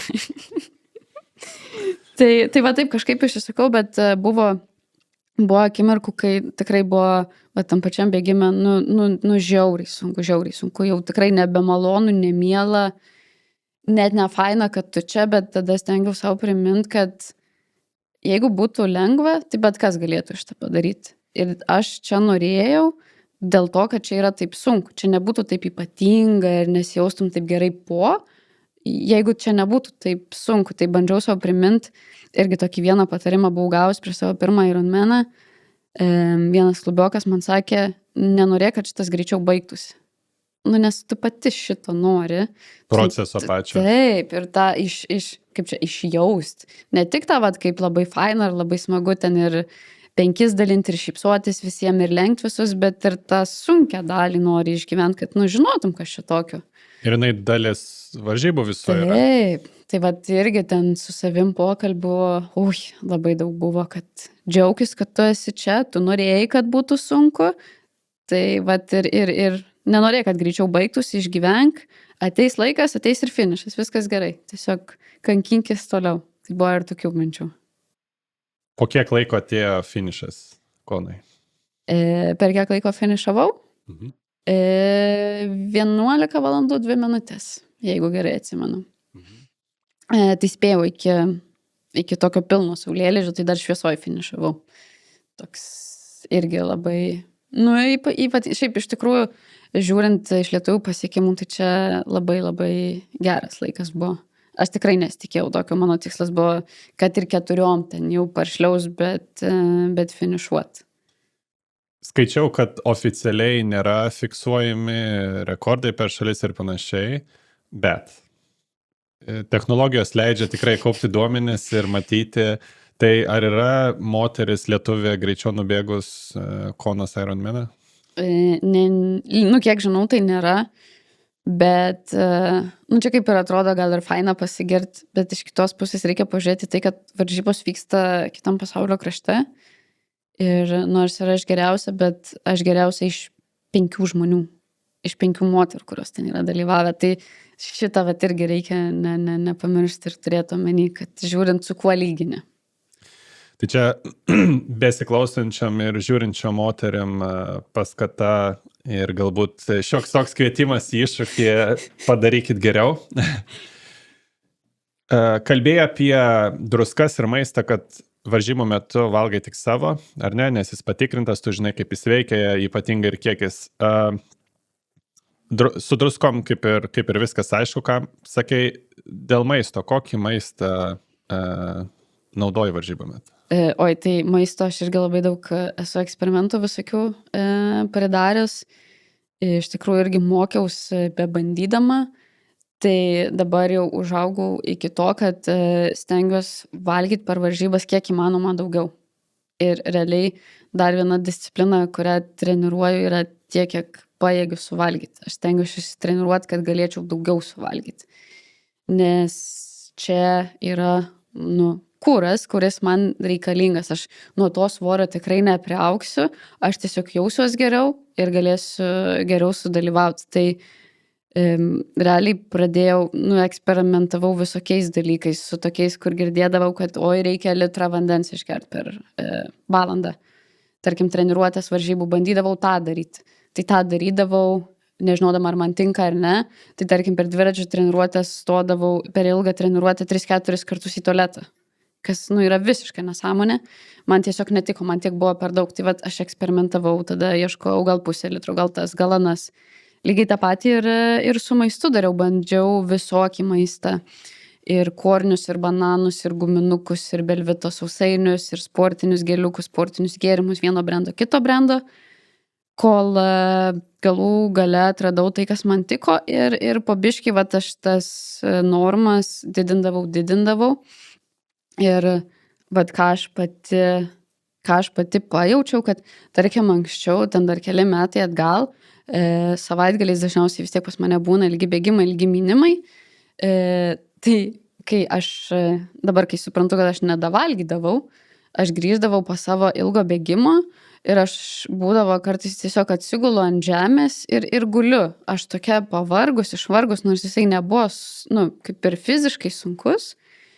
Bet kuro neužtekdavo ir tiesiog tada visą dieną ryte pasportuoji ir visą dieną tiesiog tokia šunio nuo degos, nes tu nieko nebepajėgi, tu nori ir pietų miegot ir tada su valgymu būna, kad tu grįžti lyg ir atrodo ten karvę galėtum suvalgyti, persivalgai, tokių visokių blogų dalykų buvo. Ir tada, kai aš pradėjau treniruotę savo valgymą, kad galėčiau kuo daugiau suvalgyti, per treniruotę, realiai tas dingo. Aš gal net ir bėgu greičiau, ar tai minu greičiau, kartais net ir ilgiau, bet aš vis tiek galiu turėti produktyvę dieną po to, nes aš tinkamai maitinuosi, man atrodo, kad aš tinkamai maitinuosi per tą savo ilgą treniruotę ir netgi tokių dalykų dariau, kaip, pavyzdžiui, pasisverdavau prieš šitą ilgą treniruotę ir po. Ir, tarkim, paskutinę vasarą, kai aš tą dariau, man atrodo, nei karto aš nesvėriau, aš sugebėdavau sverti netgi daugiau po treniruotės negu prieš. Aš tiek sugebėdavau suvalgyti ir išgerti, o aš, nėra, kad labai daug gerčiau. Tai čia nėra tik, kad aš daug skysčių prisigėriau ir tiek. Ir man atrodo, man šitas labai veikia. Mhm. Skaičiuoji, kiek pavyksta suvalgyti angliavandenių per valandą? Jo, skaičiuoju ir... Čia mėgstantiems skaičius, tokiem kaip tu, aš ir kai kurie klausytojai žiūrovai, kiek tau dabar pavyksta per valandą? Tai irgi truputį priklauso, ar, pavyzdžiui, mes kalbam apie maratoną, ar mes kalbam apie Ironmaną, jo, formate, tarkim. Tai irgi pati neseniai žiūrėjau, irgi nustebau iš tikrųjų, kiek daug, tai per Ironmano dviratį, nes dviratį galiu suvalgyti šiek tiek daugiau, nes ir pulsas biški mažesnis negu bėgime. Ir nesikrato skrandis. Tai per dviračio rungtį aš sugebėjau apie 80 gramų per valandą suvalgyti, turint omeny, kad aš nesveriu 80, nes irgi priklauso nuo to, kiek tu pats sveri. Aha. Tai čia maždaug yra, aš skaičiavau gal kažkas apie 1,6 gramo vienam kilogramui masės. Tai man čia buvo, taip galvoju, jau visai labai neblogai. Bėgimo metu gal valgau apie 60 gramų. Maratono, tarkime. Tiek ir per Ironmaną, nesakau tiek pat, kiek per dviratį nepajėgiu suvalgyti. Plius ant dviračio tu turi tas gertuvės, gali ten prisidaryti daug. Turi visur, kur susidėta maistą, o per bėgimą, aš kadangi valgau savo maistą, tai realiai tu jo turi tiek, kiek pats ant savęs sugebi pasinešti. Tai nelabai gali daugiau. Tai dėl to, pavyzdžiui, aš perėjau nuo geliukų, kurie turi 20 gramų angliavandenių į tuos, kurie turi 40, nes fiziškai reikia mažiau neštis. Taip. Ir dabar jau yra ne vienas brandas, kurios jos daro. Taip. O tarkime prieš varžybas. Pusryčių klausimas. Čia tikrai daug nuomonė yra, ten daug privalgyk, nedaug, ten 2-3 valandos prieš. Kas tau veikia? Ką tu įprastai valgai, tarkim, prieš Ironmano varžybas ir jeigu kitaip, tai ką prieš bėgimo varžybas, pusmaratonį, maratoną valgai? Tai, kas tau veikia? Jo, aš irgi stengiuosi iš tikrųjų šitą išsitestuoti per treniruotes, tai lygiai taip pat savaitgaliais aš irgi keliuosi ryte valgau pusryčius ir tada einu sportuoti. Tai aš nieko čia dviračio neišradinėjau, nieko nekeičiu, jeigu man veikia tada, kai darau treniruotes, tai aš stengiuosi lygiai tą patį daryti ir prieš varžybas. Tai kadangi namie dažniausiai valgau sumuštinius bulkas, tiesiog pasiskrudinu duonos, užsidedu ten kažkas mėso šalia pomidoriuką, tai tą patį darau ir per varžybas. Ten savo tokių sumuštinių grinai ten viešbučiuose gal nepasidarysi. Plus dar Ironmanų specifika ta, kad jie labai anksti ryte būna, tai jeigu tarkim neturi viešbučio su pusryčiais, tai nelabai ir gali gauti pusryčių, tai bet kokia bulka, bandelė ar tiesiog batonas su džemu man kuo puikiausiai veikia, nieko stengiuosi ten neprigalvoti, tai turbūt apie gal 2 valandos iki starto maždaug tiek ir turbūt net ir prieš Ironmano ir prieš maratono startus vis tiek apie, galvoju, dabar gal pusvalandis, 20 minučių dar geliuką suvalgau. Prieš tą patį geliuką, tokį patį išbandytą, kurį ir per varžybas valgau. Mhm. Tai vadovaus, žodžiu, ir ta taisyklė, kad net ir varžybų rytą nieko naujo. Čia, kaip sako, tai įrangai, naujų batų ir taip toliau, tai su maistu lygiai tas pats, pusryčiam nieko naujo. Taip. Labai įdomu pasiruošimas varžybom. Kuom skiriasi triatlono, tarkime, olimpinės distancijos pasiruošimas ir Ironmano? Sakei, kad bėga ir olimpinė distancija ir kai ruošiais ir pirmajam Frankfurte Ironmanui, kuom skiriasi pasiruošimas? Ar tai buvo, jeigu olimpiniai minu tiek valandų dviratį, tai dabar viską 2 ilgiau ir tiesiog gausis Ironmanas? Ar nėra taip? Nėra linijinės koreliacijos? Turi, kaip sako, train smart, not hard. Kokį metodą tu naudoji? Šitas geras, train smart, not hard. Tiesą pasakius, čia toks klausimas, kur gal ne visai aš galiu teisingai atsakyti. Aš iš tikrųjų niekada labai taip specifiškai nesiruošiau olimpiniai distancijai.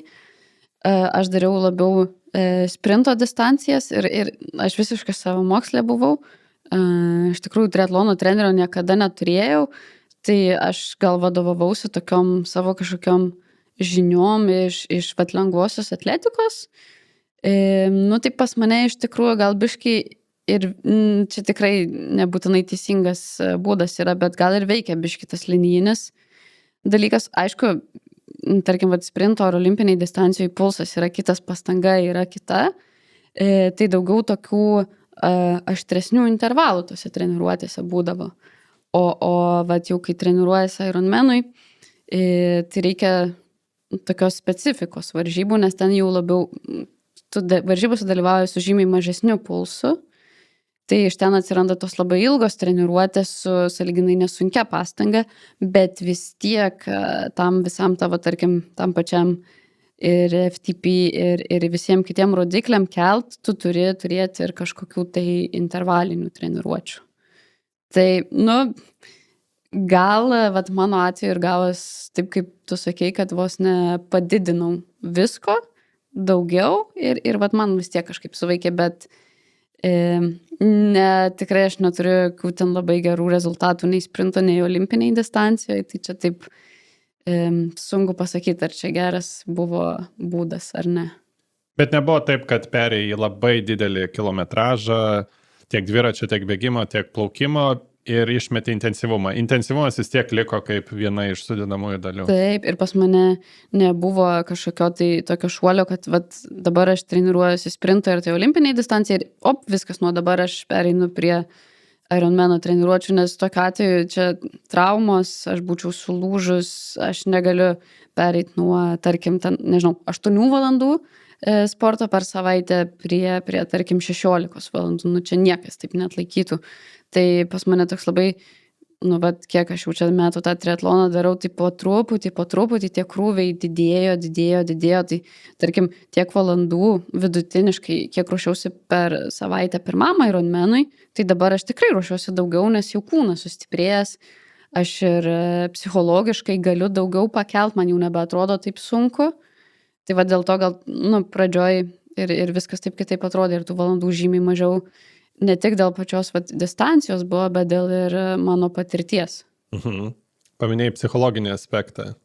Ar naudojas kažkokiais principais, kaip psichologiškai ruoštis, nes judėti 12 valandų, ar ne 11 ar 10 yra, švelniai tariant, ištvermės reikalingas ir ne tik fizinės, bet ir psichologinės.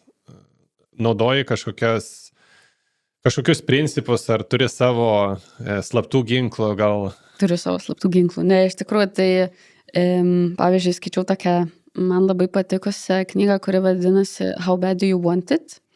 Ji nemažai kalba apie tokių sporto psichologijos visokius aspektus ir technikas, kaip galima su ta psichologija tvarkytis.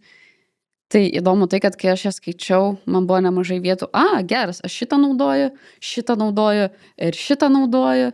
Tai tokie, pavyzdžiui, keli pavyzdžiai, tai aš irgi įsivaizduoju varžybas, aš sugebu tuos piešinėlius galvoju susidėti, kaip aš dalyvauju.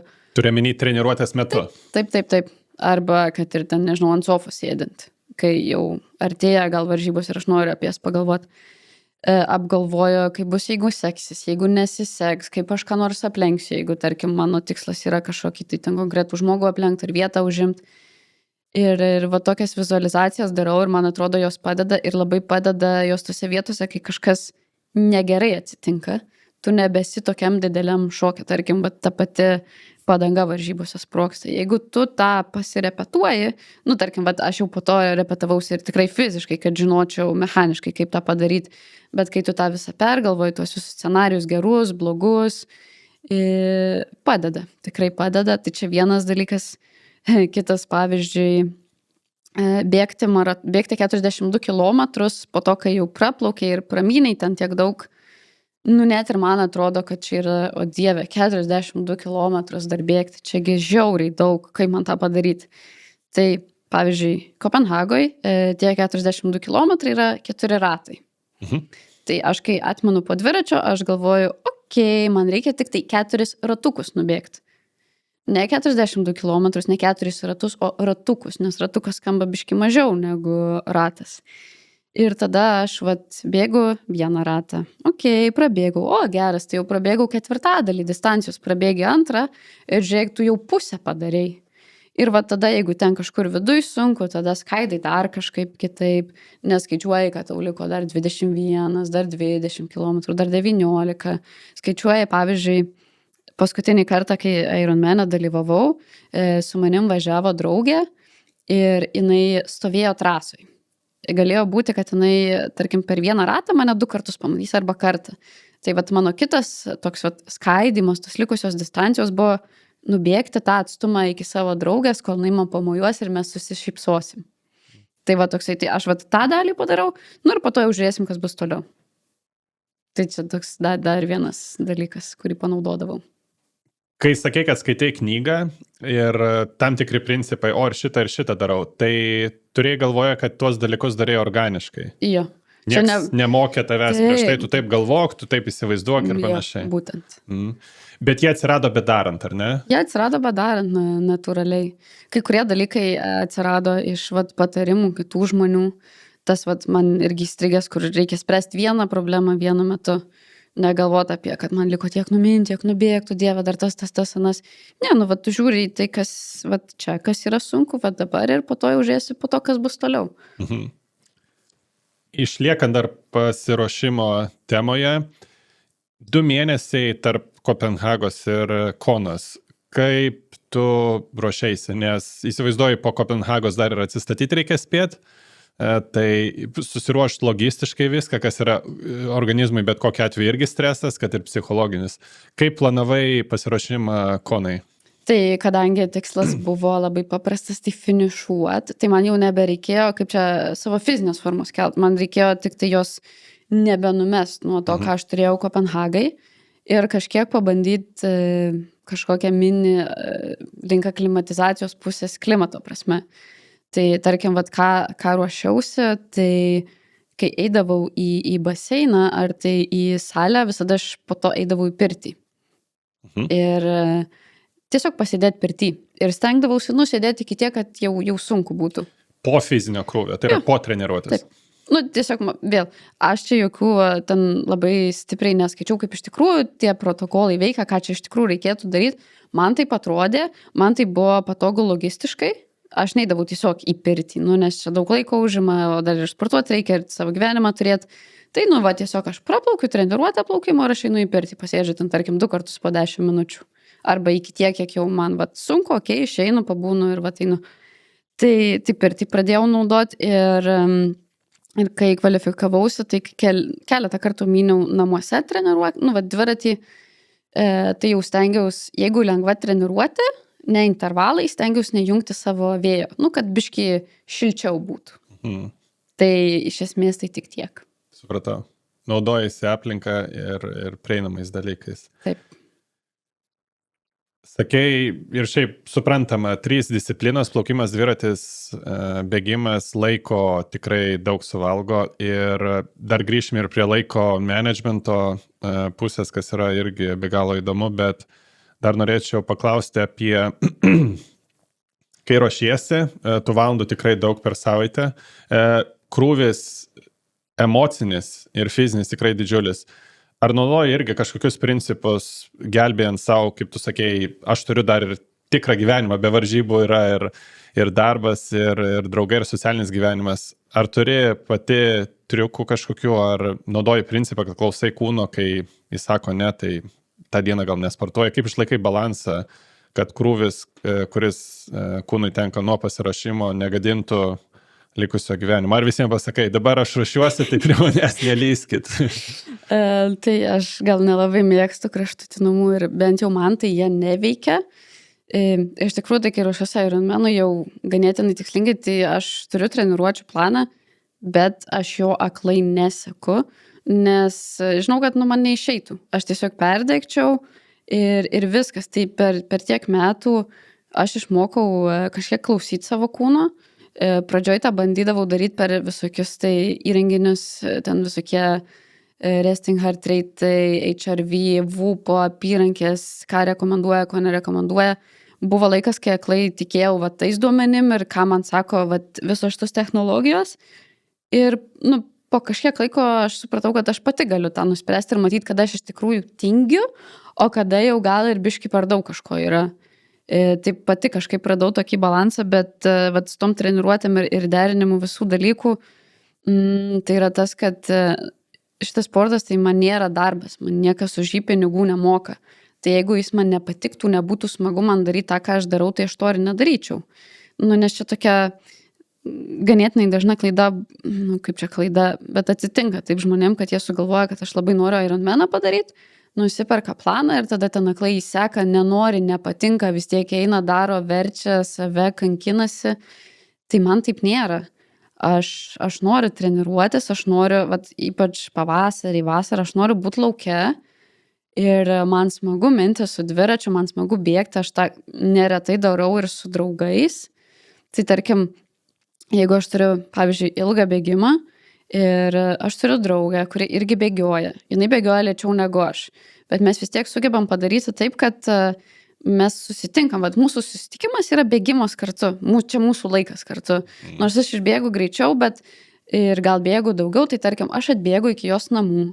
Tada mes bėgam kartu, mes praplepam 1,5 valandos ir tarkim man dar lieka pusvalandis. Tai tada vat, aš tą pusvalandį galiu ten kažkokį tempo bėgimą greitėjantį padaryti ar dar kažkokį progresinį. Ir aš susirenku savo treniruotę, ji gal nėra tokia, kaip kad planas rašo, bet aš labai daug kito gero pasiimu ir dėl to aš galiu tą tęsti ir daryti. Lygiai tas pats, pavyzdžiui, su dviračiu. Man patinka kažkokias naujas vietas pamatyti, man patinka nuvažiuoti, išgerti kavos ir suvalgyti pyrago. Tai, aš aišku galėčiau nueiti į Vilniaus centrą tą padaryti, bet mano atveju aš galiu numinti, nežinau, ten, pavyzdžiui, 80 km kažkur ratais kvadratais, sustoti nemenčiniai, tortiniai, suvalgyti ten torčiuką, išgerti kavos ir tada vėl ratais kvadratais pirmint namo ir važiuok, aš susukau 5 valandas. Tai aš ir treniruotę pasidariau ir pasportavau, man smagu buvo, aš ir skaniai pavalgiau, gal aš tą su savo klubo ten draugais dariau, gal dar kažką, gal viena. Tai jeigu, pavyzdžiui, viena dariau, tai žiūrėk, aš spėjau praklausyti 2 podcastus, aš kažką naujo išmokau, gal aš muzikos, kurią mėgstu, paklausiau. Tai aš, man gaunas taip, kad natūraliai susiderina kiti mano veiklos, ten buvimas su draugais, kažkokių tokių ten kaip podcastų paklausimas, naujų vietų pamatymas kartu su mano sportu. Labai protingai skamba šitas principas, kai integruoji pasiruošimą į savo gyvenimą. Kiek trunka per savaitę valandų, tarkim, pasiruošimas Ironmano varžybom? Geras klausimas. Iš tikrųjų, pas mane irgi labai varijuoja, priklauso nuo metų laiko. Aš tokiu gal biškai atvirkštiniu principu viską darau, kad šaltų metų laiku, kai reikėtų rinkti, kaip ir atrodo, didelę bazę, pas mane atvirkščiai gaunas, aš valandų žymiai mažiau sportuoju. Ir taip yra todėl, kad man tas visas smagumas yra buvimas lauke, o žiemą tiek daug lauke nepribūsi, nes ir tamsu, ir šalta. Tai žiemos metu, sakyčiau, vidutiniškai gal nuo 8 iki 10 valandų per savaitę gaunasi, o vasarą pas mane ateina jau labai specializuotos treniruotės Ironmanui, kur ta specializacija atneša būtent tas ilgas treniruotės, kur būna, kad aš per savaitgalį surinku tiek valandų, kiek aš žiemą per savaitę surinku. Ir tokiu būdu tos vasaros, pavyzdžiui, treniruočių savaitės išauga ten ir iki 14, 17, 18 valandų. Įspūdingi skaičiai. Artėja vasara, baigėsi beveik ir žiema, nors ir nelabai prasidėjo. Kokie tavo planai varžybų, jei nepaslaptis? Tai nepaslaptis ir čia gal juokingai taip nuskambės, bet planas vėl dalyvauti Kopenhagos Ironmane. Aš jau 2 kartus tą dariau ir vėl tam būsiu. Tai kaip jau minėjau, man logistika patinka. Vienas aspektas, kurio neminėjau, aš labai mėgstu varžybą su žiūrovais ir jų palaikymą. Aš labai mėgstu, kai trasoje yra daug tų žiūrėtojų. ir man tas labai daug duoda. Tarkim, Atėnų maratono metu aš mačiau, kad kai aš dalinu high five'us žmonėms, aš prarandu laiko, nes žmonės, su kuriais aš ką tik bėgau, jie nutolsta per 5 metrus nuo manęs. Aš jaučiu, kaip pakyla pulsas, bet man tas duoda tiek džiaugsmo, tarkim, ypač jeigu ten kokie maži vaikai būna. Jie taip įsišiepia, ten pradeda savo tėvams sakyti, kad žiūrėk, ten kažką. Ir man tas taip faina yra, kad aš sutinku paaukoti tas 5 sekundės, bet geriau ten visus high five'us išdalinti, negu kad ten kažkokio rezultato labai siekti. Tai aš šitą labai mėgstu ir Kopenhagoje aš pamenu, kaip pirmą kartą dalyvavau ir pradėjau bėgti ir aš galvoju, wow, geras. Aš pirkau registraciją į Ironmaną, bet gavau 2 dalykus už vieną kainą. Aš gavau Ironmaną ir aš gavau didelio miesto maratoną. Nes aš esu bėgus keletą tų didesnių maratonų, kur tikrai labai daug žmonių trasai ir tas buvo šitam Ironmane. Ir aš galvoju, wow, kaip faina, tai man taip patinka ta bėgimo trasa ir tie žmonės ir jie tikrai palaiko. Ir pavyzdžiui, dar tas dalykas yra, kur yra tokių vietų, kur yra žmonių, kurie stovi vienoj kelio pusėje ir kitoj kelio pusėje. Ir jeigu tu juos užvedinėji, esu tą darius, kas šiaip atrodo nebūdinga man, bet pradedi plot, rodyti, kad jie paplot ir jie užsiveda. Ir man tas tiek daug duoda, ten oda šiurpsta, šypsena iki ausų ir tas išsilaiko ten dar keletą kilometrų. Tai dėl tokių dalykų, čia vienas iš kodėl aš renkuosi vėl ten pat sugrįžti. Vėl nenoriu skristi lėktuvu, šiaip iš tikrųjų galvojau dar labai apie Švediją. Irgi labai gerų rekomendacijų Ironmano apie varžybas Ironmano Švedijoje labai daug gerų rekomendacijų girdėjau, bet tuo metu, kai jau rinkausi, aš tiesą pasakius nelabai radau kur gyventi tenai. Jo, tai Ironmanus O kur jos vyksta Švedijoje? Kalmarė, labai greitai išperka registracijas ir pasirodo ir viešbučius, tai būtent dėl tos logistikos, kad neradau kur gyventi. Atrodė, kad Danijoje man gausis pigiau, arčiau starto ir panašiai, tai galvoju, tiks ten pat ir 3 kartą. Tai vėl Kopenhaga bus. 3 kartas. Taip. Supratau. Kalbėjom apie tavo rezultatus įspūdingos, tiek Ironmane, tiek maratone, tiek pusmaratonėje. Tavo asmeninė nuomonė, tikiu, kad reflektavai, kai manai, kas tau padeda tuos rezultatus tokius įspūdingus pasiekti? Tai dar čia iš tikrųjų iš kito podcast'o girdėjau tokių gerų minčių apie treniruočių grupės aplinką, kas padeda auginti rezultatus ir man jie taip sukoreliavo su mano mintim. Tai ten buvo pasakyta, kad ta aplinka turi būti tiek tave palaikanti, tiek tave, kaip čia, duodanti tau iššūkių, kad duotų ir tą. Ir tada aš taip galvodama pridėjau savo tą faktą, kad man dar ir smagu turi būti, tas kažkokia laimė turi nešti. Tai kai aplinkui yra žmonių, kurie palaiko, jiems tinka, ką tu darai, jie džiaugiasi tavo pasiekimais. Tarkim, ta pati viena mano draugė, kuri paskutinį kartą su manim buvo Kopenhagoje, bėgant man paskutinį ratą, jinai man kažką sakė, aš jau ten visiškai mirinėjau, man jau labai blogai buvo, bet man įstrigo, jinai sakė, aš tavim didžiuojuosi. Ir man ten vos ne ašaros akyse ir kad viskas, aš nepasiduosiu vien dėl tų žodžių, nes jinai čia dėl manęs tiek daug visko padarė, jinai atvažiavo dėl manęs, žiūrėjo, nešė mano kuprinę ir taip toliau ir panašiai. Ir užtenka tokių kelių žodžių, kelių žmonių ir tada atrodo, kad, faina, tai ta tokia palaikanti aplinka, tada tokie dalykai, kur gauni kažkokių iššūkių ar kažkas tai į užpakalį paspardo. Tai pavyzdžiui, šitam aš naudojuosi neretai savo triatlono klubo draugais. Aš stengiuosi, pavyzdžiui, tas intervalinės bėgimo treniruotės, aišku, aš dažniausiai jas darau viena, bet kartais stengiuosi jas daryti su greitesniais negu aš žmonėm, kad mane truputį patemptų. Tai įsivedi dar tą tokį biškį iššūkį ir tada jeigu dar yra, kad ir smagu, ir tada natūraliai man gavosi, kad kai pas mane tokie dalykai atsirado, rezultatai patys pradėjo augti.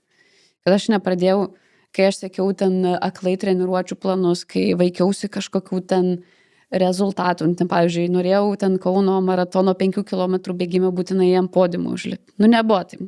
Aš labai iš to norėjau ir nebuvo. Aš vis perdegdavau, ten bandydavau, tada nepasiseka, bandai dar kažką daugiau daryti, dar blogiau viskas gaunasi.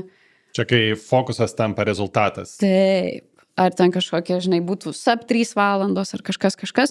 Ir kai paleidau vaikymusis kažkokiu ten podiumų, ar ten aplenk konkretų žmogų, arba tų peisų ar kažko, ir pradėjau daryti grinai va tas, kas man smagu, ir tada va patys rezultatai atėjo savaime. Aš tikrai nesitikėjau nei ten šitų va sub 3, nei ten šitą pusmaratonį taip gerai subėgti, nei Kopenhagoje nesitikėjau. Irgi niekada nebūčiau pasakius ir patikėjus, jeigu kas būtų pasakę, kad galėsiu Ironmaną greičiau negu per 10 valandų padaryti, tikrai ne. Tas vat, atėjo iš to, kad man smagu tą, ką aš darau. Tiesiog taip.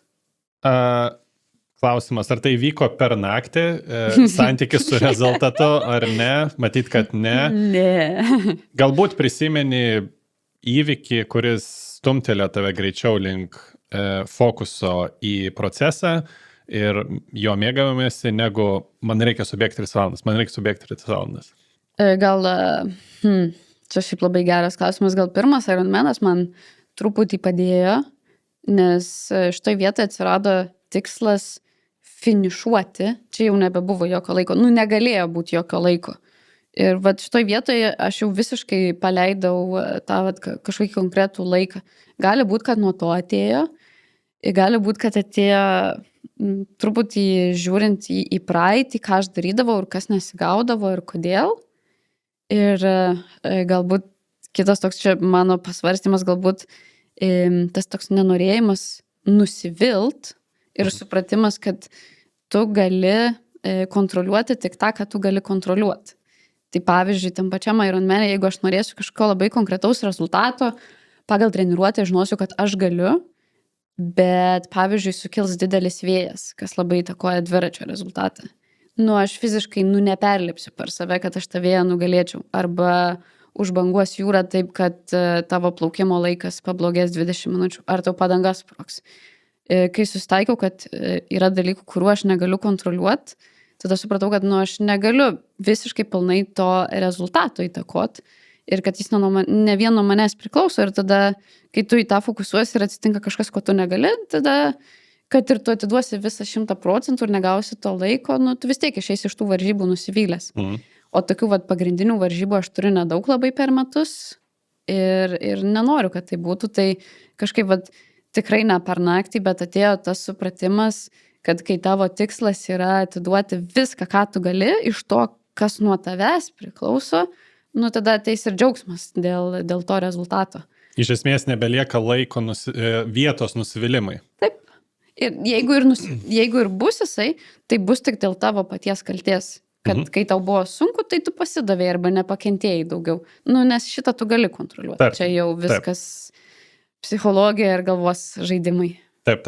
Bet jeigu kerti finišo liniją ir tu pats jau atidaviau save visą tikrai šiandien, tai tam nusivylimui matyti vietos labai mažai lieka. Tai čia pas mane jau visiškai nebelieka. Ir su tuo dar įvyko toks keistas dalykas, kad iš tikrųjų, kai šitas buvo, bent jau visos pagrindinės mano varžybos, jos man pavyko geriau, negu kad aš būčiau galėjus pagalvoti. Gal aš išmokau taip tokius, tuos, vis tiek aš labai mėgstu tuos skaičius ir duomenis ir visą kitą, vis tiek jie kažkur ten kybo. Tai gal jie nebe tokie aukšti pasidarė ir tada lengviau juos pasiekti vis tiek. Ir neįstatai savęs į rėmus, kad būtent tiek turiu ir nemažiau subėgti ir panašiai. Dingo šitie rėmai. Labai daug įkvepiančių ir naudingų patarimų girdžiu. Galbūt norėtum vieną išgryninti besiklausančiam ar žiūrinčiam žmogui, kuris sako, aš noriu pabandyti triatloną. Jei ne Ironmaną, galbūt ir Ironmaną kažkada, arba jau daro triatloną ir nori. Kokį patarimą duotum būtent šiam formatui? Besiruošiančiam žmogui, arba norinčiam pasiruošti. Geras klausimas. Turbūt iš savo pamokų, tai gal tą, ką pati išmokau, gal neskubėt, nebandyti atsistojus nuo sofos įveikti kažkokių ten Ironmanų, po truputį duoti tam laiko, nes ir mano rezultatai rodo, kad man tikrai labai daug metais man laiko reikėjo, kad kažkokiu rezultatu pasiekčiau ir pradžioj, kai aš pradėjau, aš neturėjau visiškai pažįstamų žmonių ir aš daug klaidų dariau dėl to, kad aš labai daug dalykų nežinojau. Tai aš netgi gal praeities savo duočiau tokį patarimą nebijot ir eit klaust pas žmonės, kurie tą jau daro. Tiesiog elementarių dalykų, nes ir aš dabar pati jau visiškai mielai, kai tik manęs kas nors, ko nors paklausia, atrodo, galėčiau valandas kalbėti ir pasakot, mane tik tildyti reikia dėl tų visų pamokų, ar kaip čia ką daryti, nedaryti, ar kas veikia man, kas neveikia ir panašiai. Norėjau sakyti, ar bent kartą sutikai žmogų, kurio, tarkim, klausė patarimo apie Ironmaną, triatloną ar pasiruošimą ir jis sakė, neturiu laiko, nepasakosiu, čia mano slaptas dalykas. Matyt, ne. Ne, aš tik, bet paklausim niekada, taip, ta prasme, visi labai mielai dalinasi, šitą bendruomenę, nesvarbu, ar čia triatlonininkai būtų, ar bėgikai, ar netgi, tarkim, masažuotojai, kineziterapeutai, visi tikrai labai dalinasi ir nori padėti, ir nori, kad šitą visą bendruomenę augtų. Tai tikrai siūlau turbūt nebijot, pasikreipti į ten kažkokius pažįstamus darbe matytų žmonės ir galų gale, kad ir ten per socialinius tinklus iš kažkam žinomų triatlonininkų ar ten bėgikų parašyti ir paklausti. Dar grįžtant trumpam prie varžybų. Turi galbūt kokį ritualą prieš varžybas, kurio, taip sakant, nepraleidi? Ar nesi tokia prietaringa? Nesu tokia prietaringa. Iš tikrųjų neturiu tokio dalyko, gal arčiausiai to, ką turiu. Tai tokias 3 žodžius turiu angliškus, kuriuos sau dažnai kartoju, kai būna sunku. Jie gimė, man atrodo, pirmojo Ironmano metu, tai aš vis dar juos išsitraukiu, kai labai reikia. Čia tokie iš daug žmonių surinktų patarimų ir iš mano pamokų, tokie kaip ir biški, kodėl aš tą darau, ką aš noriu iš to pasiimti. Tai jie yra enjoy, execute ir experience. Tai žodžiu, kad reikia ir pasimėgaut, ir pajaust, ir čia toj vietoj pajaust ne tik kas gerai, bet ir tą, kas blogai. Ir nenorėt, kad tas greičiau baigtųsi. O executinimas yra su ta mintim, kad tu savo treniruotės jau padarei viską, ką galėjai, tai dabar liko tiesiog, ta tokia vyšnia ant torto. Tos varžybos tada galbūt kaip šventė savotiška. Oi, man tai visada šventė, aš iš tikrųjų net ir dažnai vadinu šventę savo varžybas pagrindinės. Tai iš tų įspūdingų pasiekimų gal ir nepaminėjom, gal kaip tik apie kažkurį šnekėjom, kuris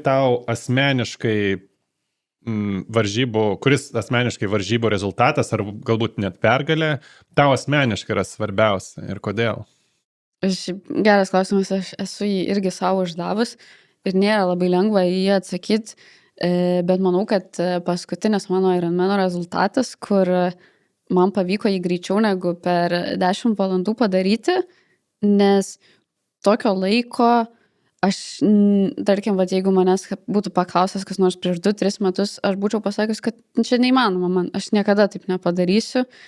Ir dar toks vienas dalykas socialiniuose tinkluose, sekiau vieną merginą jau gal 3-4 metus ir ji buvo tokia, kaip ir nepasiekiama siekiamybė, nes ji tuos Ironmanus darydavo greičiau negu per 10 valandų. Taip labai arti. Ir aš ją taip žiūrėdavau ir galvodavau, wow, kaip čia taip įmanoma, aš niekada tokia nebūsiu. Ir dabar, kai pasižiūriu atgal, aš suprantu, kad aš jau pasiekiau tą jos lygį. Ir ko aš niekada netikėjau, tai vien dėl to, kad taip kaip prieš kelis metus aš būčiau žiūrėjus į tokį žmogų, kuris tokius rezultatus rodo, aš būčiau sakius, wow. Tai, o kai žiūri į save, kiekvieną dieną ir ten po truputį tobulėjai, tai tu, kaip ir atrodo, viskas čia natūralu, normalu, nieko čia lyg ir nepasiekiai labai daug. Po truputį darai, ką darai ir tiek. Bet kai pasižiūri atgal ir palygini su savim, kiek daug tu nuėjai ir pasiekiai, ir tada šitas man rezultatas jau atrodo jau, oho. Tai dėl to aš manau, kad man čia gal turbūt, šiai dienai, čia gal atrodo tokia įspūdingiausia mano pergalė man pačiai. Tai buvo tavo antras Kopenhagos Ironmanas? Taip. Pakartosiu vėl klausimą, nes galbūt buvo kitaip, ar ir jam ruoždamasi turėjai tikslą pamušti 10 valandų, ar vėlgi buvo padarysiu, ką galiu geriausiai. Tai aš jau šitam tikrai buvau išaugus iš laikų vaikymosi ir čia tikslas buvo vėl atiduoti viską, ką galiu ir jeigu aš šitą padarau, tai aš būnu labai laiminga. Jeigu ant viršaus aš dar gaunu kažkokį tai gerą laiką, ar tai bendrą laiką, ar ten savo bėgimo laiką, super gerai, čia vyšnia ant torto, labai gerai. Bet jeigu aš viską atiduodu, nesvarbu, ar ten čia bus mano geriausias rezultatas, ar negeriausias, aš vis tiek būsiu laiminga. Tai čia gavau ir tą, ką norėjau, toks koks tikslas buvo, viską atidaviau, ten sunkiai po jo paėjau, sukritau ant laiptų, negalėjau jau po to pati atsistot, mane pakėlė nuo jų, kol aš sėdėjau, tai žodžiu, tikrai viską atidaviau ir tada dar pamačiau ir tiesą pasakius, aš kai finišavau, aš net nežinau, koks yra mano tikslus laikas. Aš tik tai ten po finišo kažkaip susižiūrėjau, koks tas laikas ir man irgi buvo vis dar sunku patikėti. Tai, aš bėgdama, kadangi visada skaičiuoju, mačiau, kad lyg ir tilpsiu į tas 10 valandų, bet tai mano laikas buvo, man atrodo, 9 valandos 46.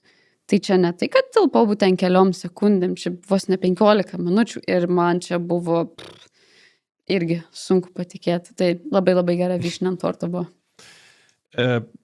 Pastebėjau, kai pasakoju apie varžybas, pameni ir pasiruošimą atiduoti visą save, bet ir tuos spyrius į užpakalį. Tai reiškia, nesi visiškai išsijungus ir neseki, kaip pasakyti, nėra taip, kad neseki aplinkos, ar ne? Žiūri savo poziciją ir taip toliau. Vis laik toks santykis buvo, čia gal ir mano prielaida bus tokia, ar kompytimas su kitais varžovais savo, ar ne, kitom bėgikiam, netima to džiaugsmo, ar ne? Ar santykis dabar yra, ar buvo visą laik toks, sakykime, kabutėse sveikas, kai tu neaplenkiau, arba tik trečia, laikas galbūt ir geras, bet tik trečia, tą žmogų aš galėjau aplenkti. Koks tavo santykis su varžymuose? Ar jis netima džiaugsmo iš varžybų, ar kaip tik prideda į tą pačią formulę varžymasis ir prisideda į tą džiaugsmo formulę? Tai kadangi aš tokių, kaip čia, labai gerų rezultatų nesu turėjus, dėl visokių ten kovojimų dėl podimo ir panašiai, ir iš tikrųjų bėgime pas mane, tarkim, Lietuvos lygio varžybose, jie kaip ir tik dabar atsiranda. Tai man man labai patinka varžytis. Aš ir anksčiau varžydavausi su savim, su vienu žmogum, kuris yra prieky manęs, nesvarbu, čia vyras, moteris. Nes tarkim, aš ten tarp moterų, jeigu Lietuvoje kalbantėm būdavau 7-8, kur kaip ir nėra skirtumo, aš vis tiek varžydavausi, man patinka. Ir dabar, kai jau atsirado, tarkim, tose bėgimo varžybose, šitas, kad gal dėl podimo, tai man tai prideda džiaugsmo. Aš aišku labai neliūdėsiu, nes aš vis tiek, mano tikslas visą save atiduoti. Tai aš neturiu kaip per save perlipti. Jeigu negaliu, tai negaliu. Tai dėl to nebus, kad labai liūdėsiu, bet kartais atrodo, kad gal padeda kokį 1-kitą% netgi papildomai išspaust. Jeigu aš turiu tą galimybę pasivaržyti dėl kažkokios tai jau ten prizinės vietos su kitu žmogum. Dar viena vyšnia ant torto, jeigu ir pavyksta aplenkti. Taip, tai iš tikrųjų aš netgi kiek esu, iš tų vizualizacijų ir svajonių turėjus, kad aš galėčiau varžytis su kitais dėl kažkokių prizinių vietų. Nesvarbu, kokio lygio varžybos, ar čia Vilniaus miesto čempionatas, ar Lietuvos, ar Ironmanas, kažkur, nesvarbu, kur būtų galima nebandyti maksimaliai išsikrauti, bet tada jau tikslas būtų kažkokia vieta. Ir šitoje vietoje atsiranda tas, kad tu gali žaisti net jau ir galvą. Tai kaip pavyzdys esu bėgus kažkurį tai Vilniaus pusmaratonį, kai pamačiau, kad esu tarp top 3, buvau gal tuo metu 3 ar 4, nežinau, pamačiau merginą priekį. Ir kas man labai smagu buvo, tai žodžiu, aplinkui labai nedaug žmonių ir aš galvoju, man reikia ją aplenkti, kaip dabar man ją aplenkti.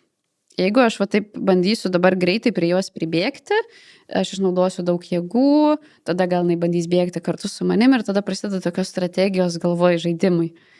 Tai mano taktika, pavyzdžiui, šitoj vietoj buvo neskubant, nes dar daug laiko buvo likę prie jos dabėgti, bėgti tiesiai jai už nugaros kad jinai girdėtų, kad kažkas už jos kvėpuoja, kad, grinai jai jaustųsi spaudimas. Tada, aš grinai bėgu paskui, jos tampu nesvarbu, negreitėja, aš tiesiog seku. Toj vietoj, kai aš bent kažkiek atsikvėpuoju, atsilsiu, planas buvo ją lenkt, daryti tą turbūt ant kokio posūkio, kad jai būtų sunkiau užsikabinti ir lenkti ją taip, kad, man bus nepatogu, bet aš to neparodysiu, kad man čia per sunku. Tiesiog pagreitėti taip, kad jinai nespėtų užsikabinti už manęs ir nubėgti. Taip prabėg kurį laiką, ir tada jau tikėtis, kad gal jinai nebepasivys. Psichologiškai palaušia. Taip, ir kai tokius dalykus aš jau galiu pradėti, jie tik labai labai neseniai pas mane atsirado, kai galiu pradėti tokius dalykus daryti varžybose, jau nesifokusuoti į konkretų laiką ar netgi tą maks išsikraut, bet su kažkuo pasivaržyti, man čia yra taip smagu. Ne visos tokios, aišku, varžybos gali būti ir turbūt neturėtų visos tokios būti, bet kai atsiranda tokia galimybė, tai visada ją pasinaudoju. Čia praktiškai visa nauja dimensija varžybų aspektų atsiranda. Žiauriai gerai skamba. Paskutinis klausimas, Rūta. Labai daug pasakoja apie varžybas, apie jos niuansus.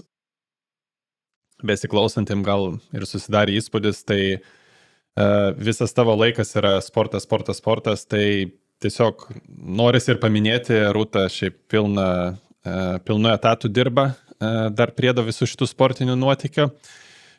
Tai norėčiau tokį klausimą užduoti,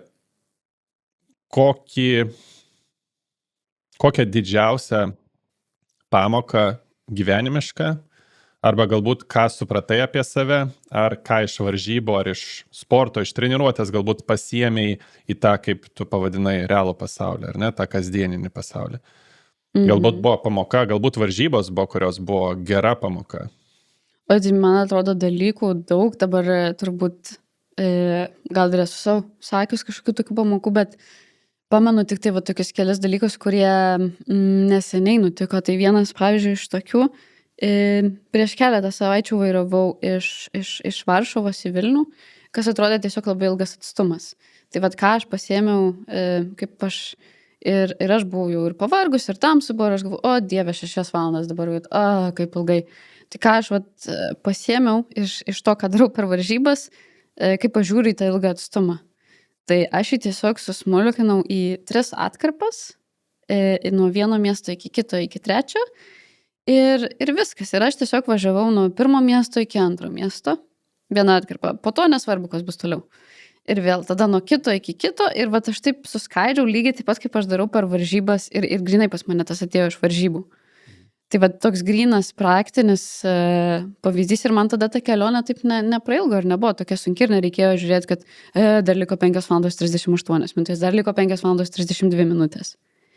Tai vienas toks pavyzdys, kitas buvo irgi nebaisiai seniai, kažkokius kursus, mokiausi kažką darbo reikalais, klausiau, ir nuobodu buvo, ir jau nebenorėjau, ir būna ir taip ir per varžybas, atsibosta, pavyzdžiui, ilgai minti ir panašiai, ir tada galvoju, minsiu iki tos ir tos vietos, arba minsiu iki tos ir to laiko, kai jau galėsiu suvalgyti savo skanų batonėlį. Tai pradėjau tuos mokymus irgi taip skaidyti dalim, suras kažkokį tai tašką, iki kurio aš tą darau, tada gaunu kažkokį, ar tai, nežinau, galiu ten telefoną paimti, paskrolinti kelias minutės, ar tai nueisiu arbatos savo skanios pasidaryti, ar kažką ir toliau vėl darysiu. Tai tokių kartais atsiranda ir mažų dalykų, kuriuos iš varžybų grinai pritaikau, ar tai darbe, ar tai tiesiog gyvenime. Jo, ta didelė problema ar iššūkis nebūna tokia didelė, jeigu suskirstam. Rūta, labai didelis ačiū už tavo įspūdingas, įkvepiančias istorijas, už nuoširdžius pasidalinimus savo ne tik rezultatais, bet ir jausmais ir mintimis. Tikiu naudinga ne tik tai praktikuojantiems sportą ir tą patį triatloną, bet ir žmonėm, kurie galbūt net nejuda.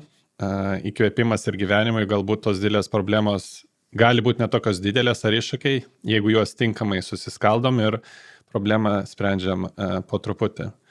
Ir labai faina, kad paminėjai vieną dalyką, tai noriu pabaigai irgi paminėti. Labai natūraliai gavosi, sakoma, kad daugelis sportų ir ištvermės sportas ir bėgimas labai egoistinis sportas, viskas apie tave. tu bėgi, žmonės aplinkui turi tau padėti, tie patys savanoriai, kurie dažniausiai lieka už kadrų, nepaminėti ir taip toliau. Tai labai ačiū, kad paminėjai ir ne kartą, kokie esi dėkinga žmonėm, kurie tau padeda toj kelionė, jie dalyvauja kartu su tavim, nes galima beveik tiesiogiai sakyti, jiem iš to praktiškai nieko. Jis aukoja savo laiką, būdamas kartu, Taip. padėdamas, o tau tai padėjo su rezultatu. Tai va, tai žiauriai gražu. Tai ačiū tau, Rūta. Ačiū tau. Ir žiūrovams sakom iki.